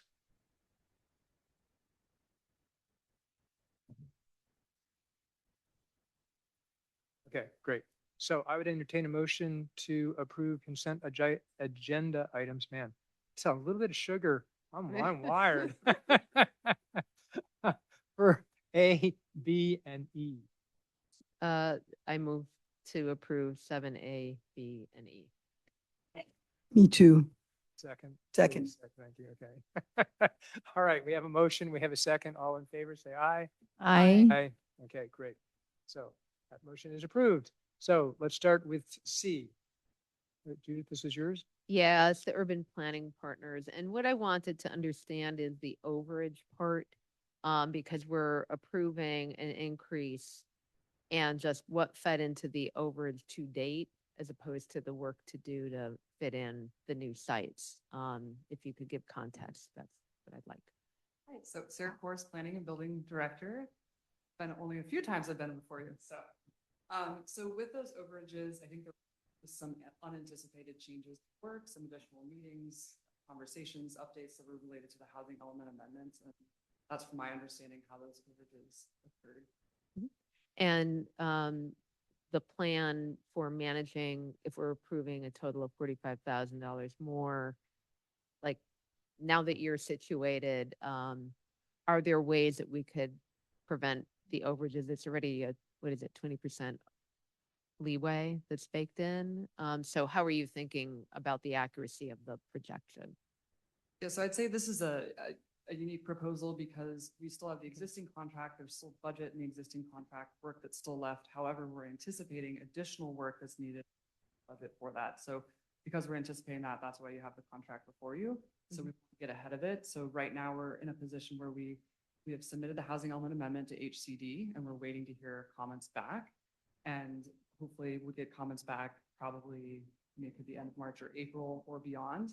So we want to make sure that we're set up depending on what the comments are and the leftover work, which is hopefully not much, but depending on what that work is, we want to be set up so we can move forward with it. So you saw in the scope, we're anticipating probably a lower level. However, if there are potentially major changes from HCD, there could be additional fees. Or if we stay on the lower level of work to address, or if there's hardly any comments that come in from HCD and we're pretty clear with the work that we've done and we can move forward, I think this contract clearly covers it. And then there's also the 20% contingency. There's wiggle room. And then another thing I want to point out, it's a do not exceed amount. So it's do not exceed. There's opportunity to come in under budget, but also it depends on what we get back from HCD. Yeah, and that's the key piece for me. It's dependent on what we hear, the scale. So, okay, thank you. That's all I have. Could you address the CEQA? I'm sorry, I bumped ahead. That's all right. Okay. Judith, I just Could, want- could you address Go a ahead. little- Judith, are you done? I'm done. Great. Yeah. So go ahead, Rebecca. Could you address the CEQA situation? Because they've budgeted $30,000 there and I'm no way near an expert on CEQA, but my understanding is that we have a CEQA, we have a M&D for the original housing element. We're not actually adding any new housing. We're just switching some of the locations and sites. So I'm just wondering why they bid such an enormous amount, $30,000, which literally half of their original bid was devoted to CEQA.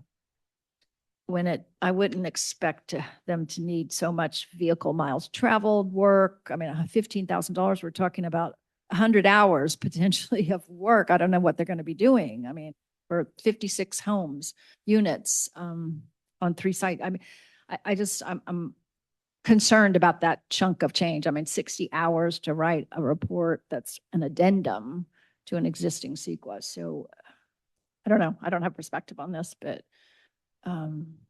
maybe you can. So my understanding, what you're referencing to with CEQA was the original budget amount and the contract that was approved on July 3rd, 2025, by town council. So that contract's already been approved. That includes that CEQA work and with some sub-consultant work. From my understanding, so that is not what's being, as far as I understand it, what's being proposed for the amendment. So again, this is a previously approved contract. But with that, because we changed the housing sites and locations, that there is still work that has to be done to do, appropriate analysis and to have that clarity and understanding that there are no changes needed, or just to understand that level of work. So, hopefully there aren't any major changes, but we still have to make sure that we go through the process to understand. Do you have any visibility on what work has been done to date?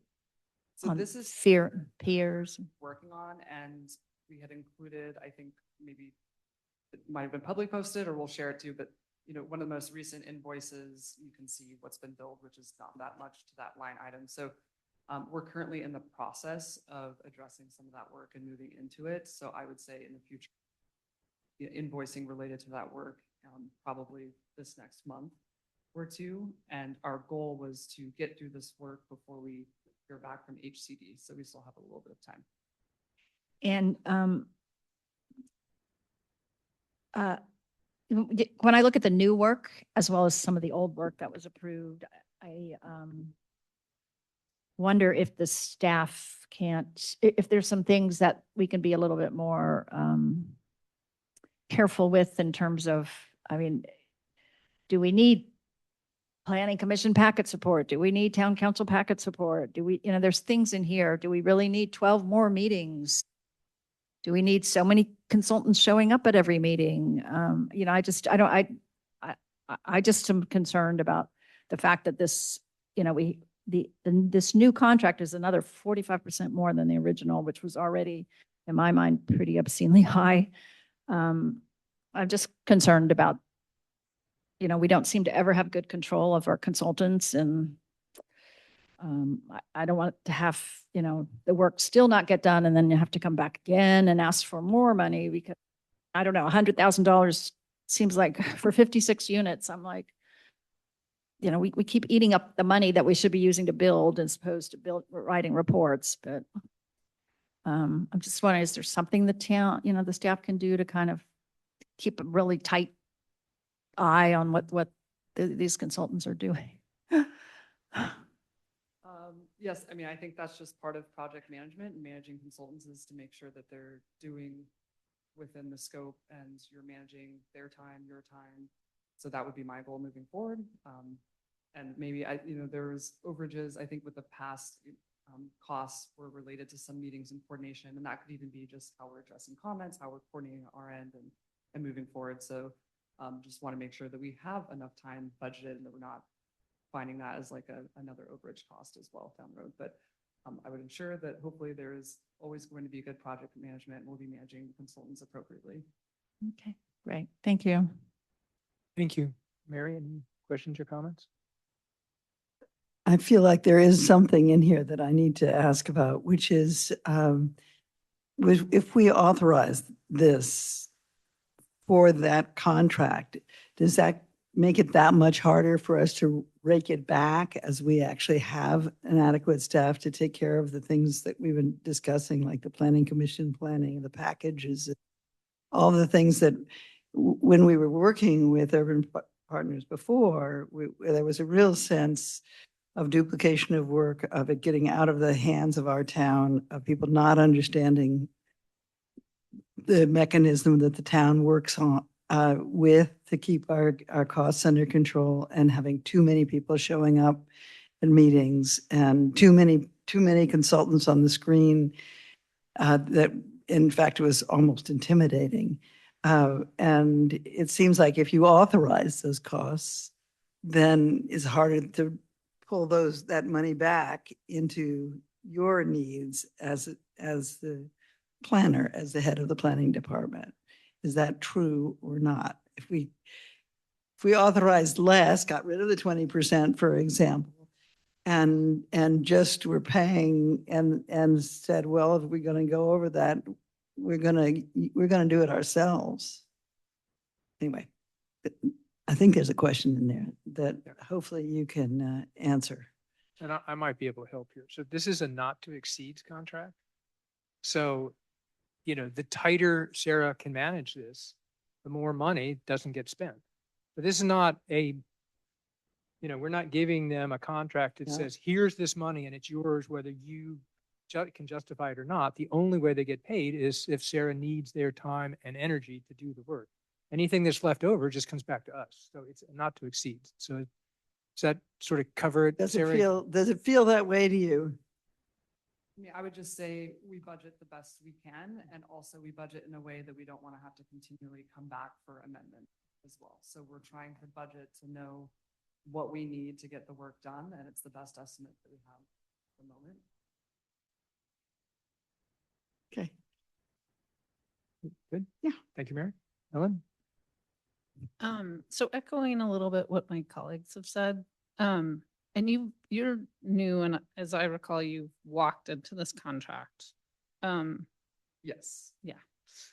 So, do you know, like, okay, so, something that I missed when it came before us the first time that, and I don't want to add scope creep, but something that I would just note for next time, not this time, because I'm not happy with the overage as well, is obviously we've got, we're, you know, this will go in front of planning commission, come in front of town council, but I don't see much community outreach except for the 7-day comment period. So just, you know, to give the public, and I missed this the first time. So just mentioning that. So with the original contract, there was, or it's not was, there still is budget for a community meeting and some engagement. And so that hasn't been used to my understanding. So I think if there is additional needs for outreach, and I think there was a lot of outreach that was done for the original housing element. And this is, I think, a smaller scope. And then again, me stepping in towards the tail end of it. But so I may not have a full understanding of all the engagement that was done, but I feel like there was an appropriate amount done to get town council approval to authorize it to be sent to HCD. Right. If there is additional engagement that we feel like is needed, I think there is budget for that. Okay, so that's great to know. I mean, obviously, we've got 10 people in here, I think 10 people online kind of situation. So it's not getting quite the engagement as it was a few years ago. But I will, I just wanted to bring that up, you know, because I know our town likes to be involved. So thank you. That's it. That's it. Thank you. So I think the only thing I would say is I'm really glad you're here. We're looking forward to these contracts being better managed, because I think that's been part of our problem, is nobody's been sort of at the helm, and you're here at the helm. And I know you're looking for your senior planner, and that's going to help as well. So I'm definitely in favor of doing this, and really looking forward to having you here and, you know, fully engaged in managing these kind of contracts. So thank you. So with that, I would entertain a motion to approve 7C. I move to approve 7C. Second. Okay, there's a motion and a second. All in favor, say aye. Aye. Aye. Aye. Aye. All right, so 7C is approved. Thank you, Sarah. All right. So the next one you might want to, excuse me, stay up here for. So this is 7D. So Rebecca, this is, you pulled Yeah, this. Would you yep. like to start? Yeah, I had some questions about the OpenGov. So I'm really excited that we're going to be, I think this will be a huge boon for the department as well as for the town. Obviously, a big piece of what we've struggled with is the public facing portion of just what we've had in the past. So I just kind of had some questions about the public facing modules. What exactly will they do? Do we have a sense of what they'll do? So we actually have some representatives from OpenGov tonight, and don't worry, they're not charging us for this, but so I brought them here too, just to make sure if there's very specific questions to the functionality of OpenGov to help answer that. But from my understanding, I mean, the public facing aspect is really what we're after too, and making sure that we have a holistic platform where the community gets using it, how it functions, how, you know, having just one profile and being able to go track everything on their end. I know it has a lot of different capabilities that I might actually look chime in and talk more about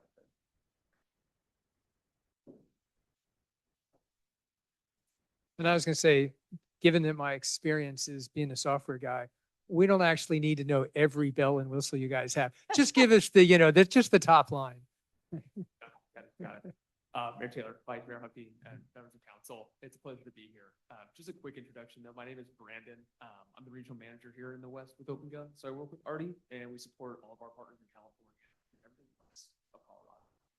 Before I'm in the role, now I also focused on supporting all of our partners for permitting and licensing, which is hopefully what we're going to talk a little bit about. So it's a very special place in my heart as well. In short, we're going to give rural residents one consolidated place to do all their online applications. So whether it's a contractor or a homeowner or for the resident, it's all going to be in one place. So from PB Connect to their Excel applications, all of that's now going to be in one online place. So they can apply, see status, pay. Great, thank you. Rebecca, is So, that? Will the system be able to do over-the-counter type of permits so that immediately you come in, you do your electrical and you're issued immediately, or does it still have to go through some processing? So I'd say, I mean, we can set things up as it's appropriate for our different permits. So there's opportunities to do, other towns do like quick permits where you get things, done more on the spot or very quickly. Other ones will take a while. I think it just will set up the platform with what makes sense. And I think we'll make it very clear of what are the different application types, what are the different permit types, and directing people to the right area. But then on the back end, that's what we'll also be all setting up as well in terms of when someone does submit an application for a permit, what does that look on the back end? How does it get assigned to staff? What is our workflow? At one point, when does someone pay? When is an inspection needed? And so that's all going to be part of implementing the software system. And then in addition to that, with like the public facing piece is being able to make payments online and do almost everything online, including interacting with your reviewers and sending messages through that portal too. And along the idea of the payment thing, I did have some questions about the Stripe. So I think currently you just take checks, right, for permits. So does this mean that's going to be, you're going to be accepting credit cards and Venmo and that sort of thing? Yeah, so it's been really interesting to hear the conversation tonight because all the history that we've seen and then looking at a contract like this before us where I feel like we're coming into a very different modernized world. So right now we do take paper checks and people are walking in and paying, and that is a system we definitely want to change because that is cumbersome for people to have to spend the time to come in to pay when we're also used to doing that digitally. So with this system, it would take credit, debit card, ACH or e-check payments. And then, yeah. I'm just a little concerned about the charges, however, because permits cost a lot of money. We're talking about tens of thousands of dollars. So if you're going to add 2%, or I forget what numbers were on the questions, it really adds up to what is already pretty expensive before you've even hammered in one nail. But Take a shot off the top of my head. So with credit with a card payments, I believe it's 99 cents plus 2.99%. So there is a fee. With e-check, it's $2.25. So if you're paying through ACH or through your bank account, and at some point when you have such a high payments, you probably won't be paying through credit card anyways. I don't know what your guys' max limits are on your credit card, but So can I ask, can we raise this up a little bit? Because this is about approving the contract to basically pay for these modules. And I feel like we're getting down into the implementation. So if we could just bring it up just a little bit. okay. I'm curious a little bit about how the software will interface kind of with what we have in terms of our website. So it's all cloud-based. Right now, our website has tons of documents. Will those documents still sit on the website somewhere, or will they be somehow incorporated into the system, or is it it's a totally separate kind of repository of documents and stuff? I'll find a simple response and I might pass it off to Brandon as well. So, I mean, our goal is to completely integrate into OpenGov and have that information. There's probably still always going to be different information that's going to be directly on the website. That's PDF documents, other things we're referring to, but in a lot of ways, we would be transitioning that information to OpenGov. And then, yeah, with our website, I would say this, I mean, this is hopeful with, when we're getting through the implementation down the road, there will obviously need to be website updates to at least accommodate the platform for OpenGov and the things we want to do and the online system that really doesn't exist. I mean, you go to the planning and building department's website right now and it just says email this email if you want to submit a permit or application. So that would change. So with this permit software implementation, there's going to be a couple different triggers, which makes this project larger than what it may seem in terms of the work we have to do, because it's identifying, clarifying every single workflow. When you think of every type of permit application, things that are coming in, who reviews stuff, how does that work, down to the website, how people are accessing and getting information. And then on the, the back end, the trigger points too of how things get reviewed. And that even leads into the ArcGIS software too, of flagging, different permits or, information for different type of reviews. But I might pass off to you if there's anything you want to add for the kind of the website integration. That's my plan. So I have been asked that you need to speak closer to them. Yeah, thank you. It's a fantastic question. I actually think you nailed it. So gone will be all of like the PDFs or additional forms that are hanging out on the website today. And then any of that help text too that might be out there right now for applicants or folks coming to the website. That's also something that we're going to, as Sarah had mentioned, right, bake into the actual workflows of the applications themselves. So we'll do a lot of cleanup there. That's a part of the lift, and largely the lift that our team is taking the spear on. And that's what's kind of behind the professional services engagement.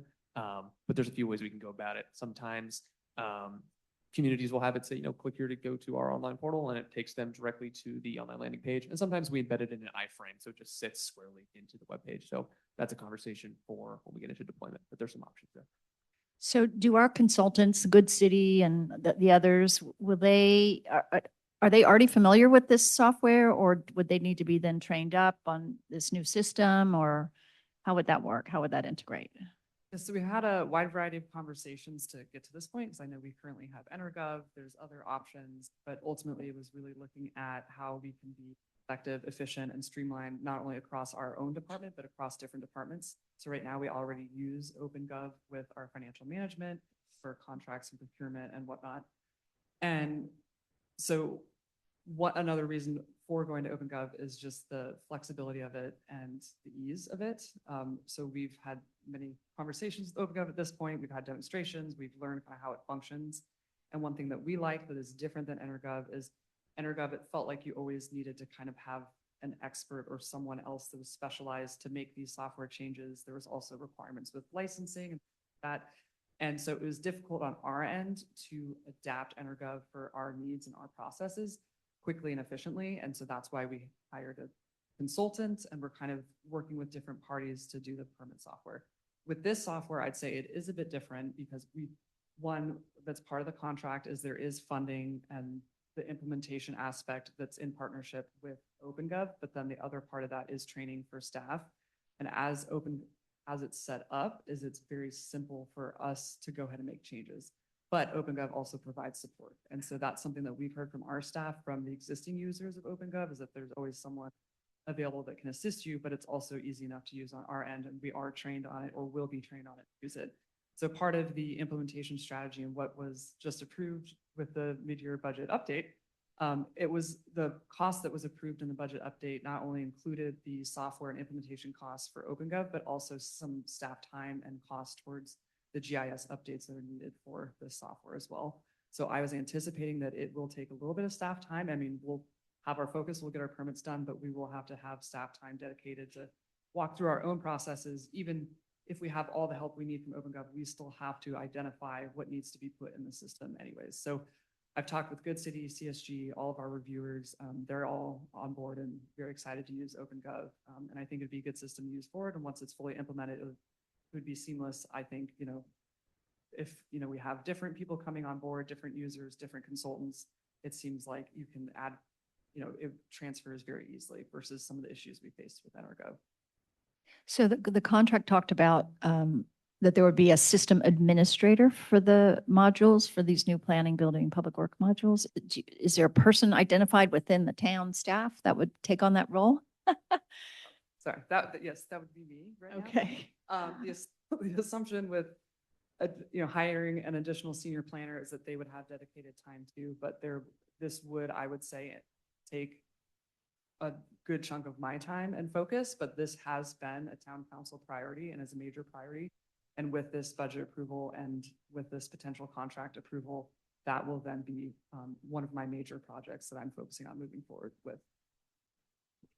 And I know you've been working really hard on the housing element annual housing report. Is there a way for OpenGov to integrate with that so that when people put in their planning application or the permit application, actually the system collects the data that you need for that horrible HCD form?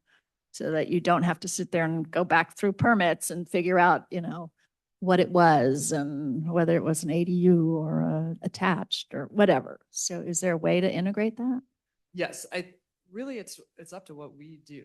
And that is the goal of when you're implementing something, to implement it correctly the first time. And so one thing I want to do is make sure I'm talking to other jurisdictions that use OpenGov and get some learning lessons. I know I talked to someone from Sonoma City and they're like, it works great. The one downfall is they said they wished it spoke to their financial software. And I was like, well, that's partly why we're going to OpenGov, so they kind of connect together. But yeah. So I guess my last question is a numbers one. The contract says that we are going to start paying as of March 1st for the modules. And we're also going to start the implementation within a month of that time.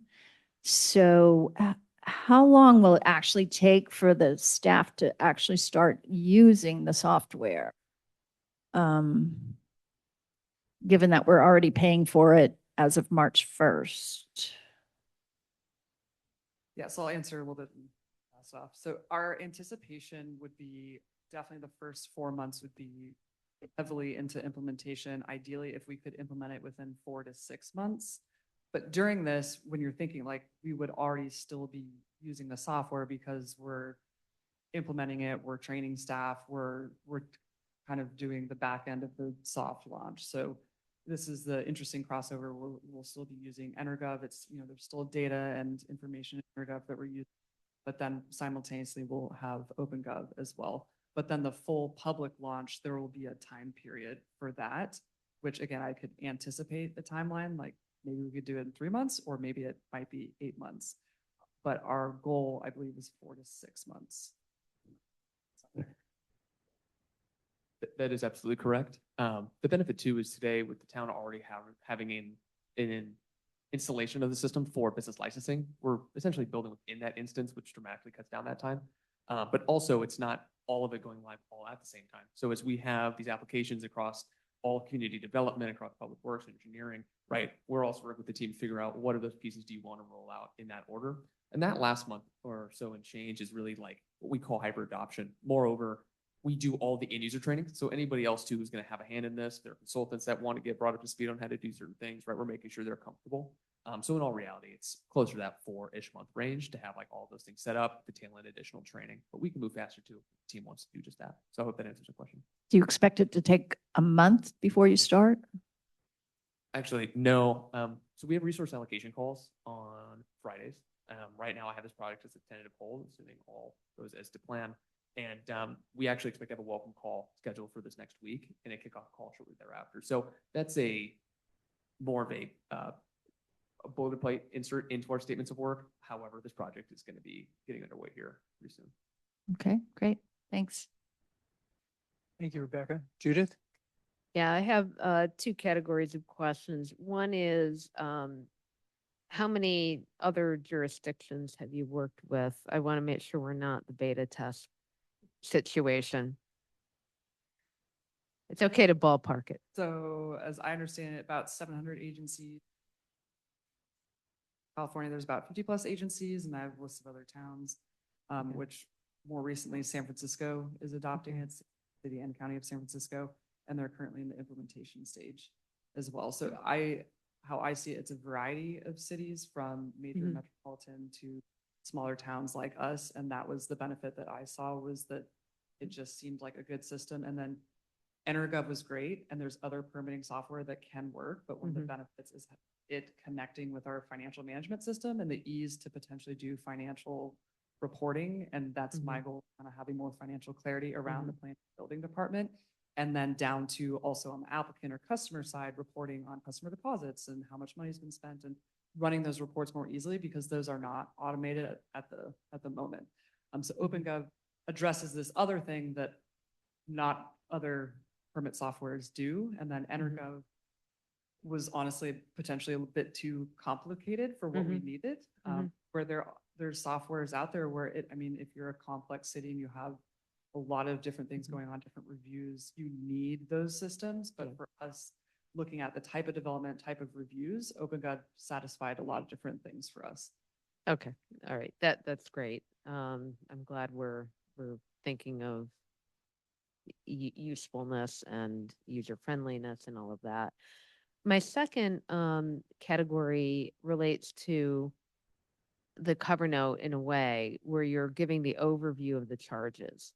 So on page 51 of the packet, the module is 117,000-ish to add the modules. This includes an annual fee paid on March 1st and July 1st. Is it the annual fee? Those are 3 months apart. And then the term of the contract is over a year. So is it that we're just buying out the rest of this fiscal year and then the second installment is for the next fiscal year? Yes, so that's how we approached it. And part of it was to make sure we're aligning with this mid-year budget update. So if you can clearly see it's about 66, just over 66,000 that is for the end of this fiscal year. And so we can kick off, and that's the whole reason for doing that kind of budget amendment is so we could move forward and start this more quickly. And then to align the contract with the fiscal year coming up. And So going forward, it'll all be annualized again. We're just picking the tail of this fiscal year. yes, so it's 16 months, so tail of this fiscal year and the whole next year. yeah.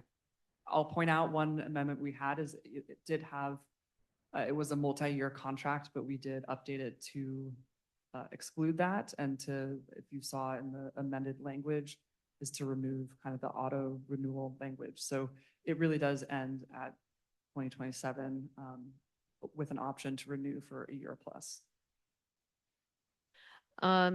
Okay, going to that, it says a new term for the module, but the term is for the whole contract, right? So the module isn't going to operate independently of everything else, right? You're just catching up the module to operate under the rest of what you've got from OpenGov. Yes, I think I understand your question. It is different because we already are using OpenGov and we're adding a piece to it. Right. But this one, they'll operate on their own kind of contract timelines, as I understand it. And then this one has also the amended contract language. So that's just something when we're looking at what was approved for, I think, the procurement and contract management a few years ago or a year or two ago. And then now we were just updating that language because we didn't want it to renew. So a little complicated, but yes, this kind of tracks with the permitting and licensing module. Okay, so I get the intent. The actual amendment language says, unless the parties enter into a new form to renew for a period of no less than 1 year. So we're kind of, because you have 3 or 4 months left now, you're kind of got less than 1 year. So the language is a little funky in that respect. This agreement shall terminate at the end of the applicable initial term or renewal term. So I'm actually don't understand that. I think we're paying through 27, not. Yeah, but that's not what this says, right? It just isn't. So I would just ask Catherine to think about that and see if it needs clarifying. Unless you've been there, done that, and we did ask for it to just say until June 30th, 2027, just to have that date. Yeah. We did go back and forth on that, but ultimately I speak for, I don't want to speak for OpenGov, but this language was offered by OpenGov, and we were satisfied that it was, we were saying the same thing, given that the applicable initial term and renewal term is June 30th, 2027. So that there's no possibility that this could be auto renewed. That was the biggest concern, that one that we shared with OpenGov. The town has had an unfortunate situation with another contract which auto renewed.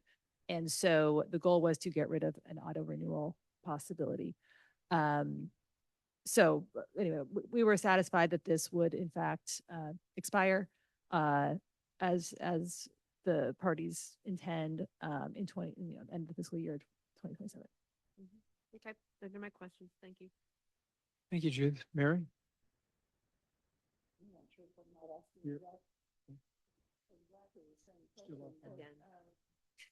Do you take care of Woodside too?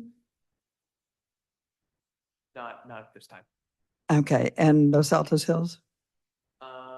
We work with Los Altos Hills in a different capacity today. They use part of our procurement solution. What's that?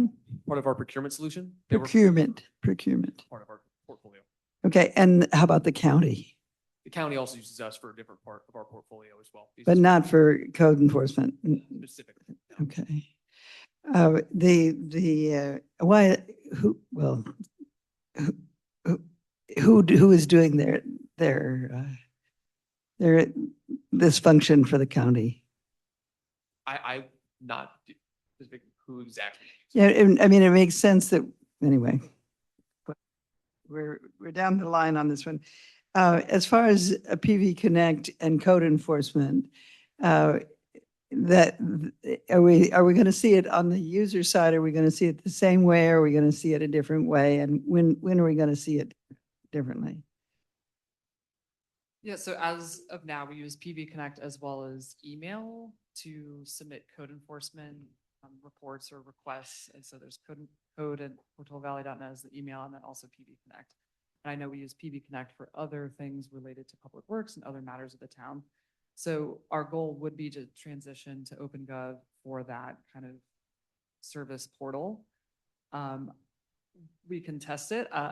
My preference would be to launch code enforcement for planning and building and see how that goes, and then eventually transition to all the reports, or we could do it all at once.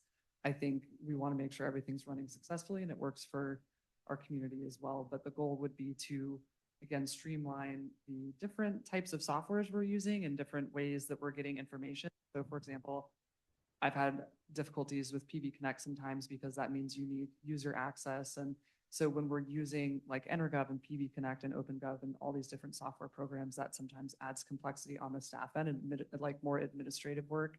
But then when you look at it from the community standpoint too, is you're using PV Connect or doing email. And so again, we're just trying to streamline and have one platform that we all can use that will hopefully be very user-friendly.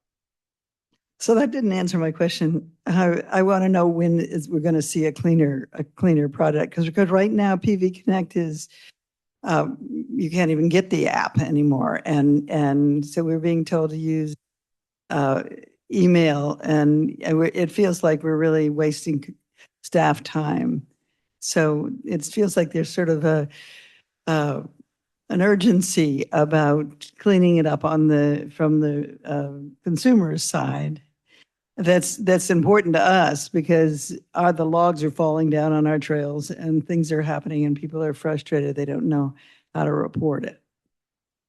Yes, so right now we're still using our existing systems until we're not. So when we implement something that will be fully launched, that's when it will happen. I don't have an exact estimate of time, but from our conversations, that was a concern of mine, was honestly, if we could launch the code enforcement aspect or the reporting aspect first, I believe we could do that. I just wanted to check.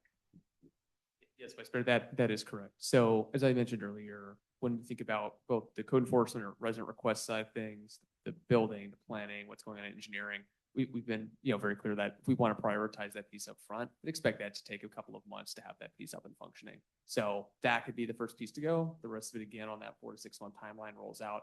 But within a couple of months, you would expect to see something like that live. Thank you. I could add just one more thing, just because I know we are anticipating a decent amount of changes with implementing the permitting and licensing. There could be options to make minor improvements, but I also didn't want to start making any other improvements that might impact our current staff or how the community is using our current services and resources. Things might change in a few months anyways. And so for me, I'm just, as if we can manage with what we have in a way, or if there's minor changes that we can make so we can better address things, then great. And then, we'll launch the full thing when we have it. I'd say we're all looking forward to an improvement and ready to adjust. Awesome, thanks. Yeah, and I would add, I think BV Connect's still available in the App Store, certainly in Google app, you can get it. It's not, you have to go online to the I mean, website. Because I just looked and play and it's there, but maybe it's because I'm on my phone, but yeah. But Helen, do you have some comments? I do. Go ahead, please. I wanna, so the community members seem to think that they would be able to access GIS through OpenGov, which didn't sound accurate to me because it's not Esri. And I mean, can you clarify that so that we set expectations? Yes, I can clarify that. So with the mid-year budget update, there was some budget to make either updates or new GIS layers or make sure that we have the layers that we need for the planning building department. So there's kind of a couple things going on. We have our permitting and licensing software that we want to implement. However, to fully implement it, we need to make sure that we have the appropriate triggers in GIS that it will help us route for the different reviews and requirements that we have based on what's going on in someone's property. And some of that data and information is in GIS. So we want to make sure we have that. GIS does integrate into OpenGov, but that is more from a staff and reviewer standpoint, and it's not necessarily like a viewer standpoint. However, through this process, the budget in the mid-year budget update should accommodate also launching a GIS public portal or public viewer. So for me, if we're already having the GIS layers and with just the slightly more added cost, then we could move to launching a public portal. But that is separate than OpenGov, but also kind of tied because we're going to be making GIS updates. And then my goal, I found it very important just for all the things going on in our department is to also have that public portal as well, which should be able to be accommodated within the budget approval. But that will be separate from OpenGov and in an ArcGIS viewer. Great, right, Esri, okay, thank you, public portal, thank you. In terms of InterGov, not like that, that what we've got on the cloud from them, my assumption is nothing would be lost and it will be transitioned to OpenGov, is that right? Yes, so that would be part of the kind of transitioning and implementation. So implementation will be one part, creating what's new and the processes. And then the priority would be transitioning the current permits and plans that are under review that are in InterGov that, they're active. Those would be priority to transition over and then to eventually bring over historical data as well. Great. And then if we were to not renew in June of 27, at the end of 27, does the town then own the data at that point? Yes, I'll answer. So another thing we're looking at that's part of the contract is the, it's the document management kind of system. So we use Laserfiche for our document management. And so this would link to Laserfiche. So when documents are submitted, then it would be transferred into our own system as well. So OpenGov will store documents indefinitely or until we don't use it any longer. But for redundancy, we would also have a copy within our own management system. So with OpenGov, but from my understanding is those would also be ours to maintain. Great. Those are my questions. Thank you. Thank you. Okay, so before we have a motion on this, I've got a couple of hands up, so I'm going to make an exception. We've already taken public comment. What I'm going to ask is that you keep your comments brief because we have done the public comment, but I realize this was a pretty long discussion on a consent agenda item. So I'm going to open up public comment, but please be brief. So let's start with Rita. I guess I'm getting some looks from council members, so if you don't mind, just want to clarify. So for consent items, we do take public comment at the beginning of the item. And so what the mayor is proposing here is to have another bite at the apple, so to speak, for public comment for this particular item a unique one-off situation, given that there was so much discussion for this particular agenda item. So there's no legal, problem with offering two opportunities for public comment, but I will just note that this is unusual. Right, and that's what I was trying to preface is this Yes. this is an exception, but it was a particularly long item, so but again, I would ask that you keep your comments short. So Rita, please. Yes, thank you for taking my comment. I remember years ago when one of our previous town managers mentioned about open.gov, and it was going to be the greatest thing since sliced bread. It was going to turn your hair straight and your teeth perfect. But, a lot of money was thrown at it.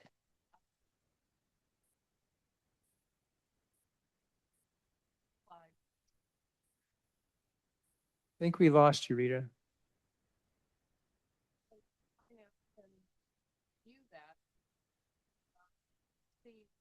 All right, why don't we move on to Christy?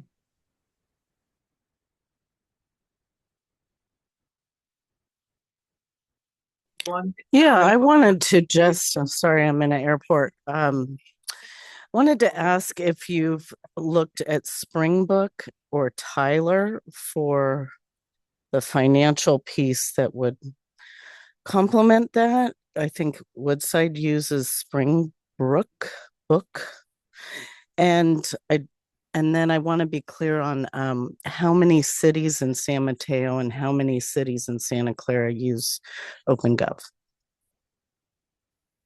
And I would just remind you, this is for public comment, not public questions. So we appreciate your. Average flight passengers in zone 3 for Air Canada Flight 571 service. Okay, could we mute Christy? Thank you. She's at an airport. Okay, all right. So with that, I'm going to close public comment. And I would ask for a motion on 7D. Motion to approve 7D. Seconded. Thank you. We have a motion. We have a second. All in favor, say aye. Aye. Aye. Thank you. Motion passes. Thank you, Sarah. Thank you, OpenGov representatives. Appreciate your being here.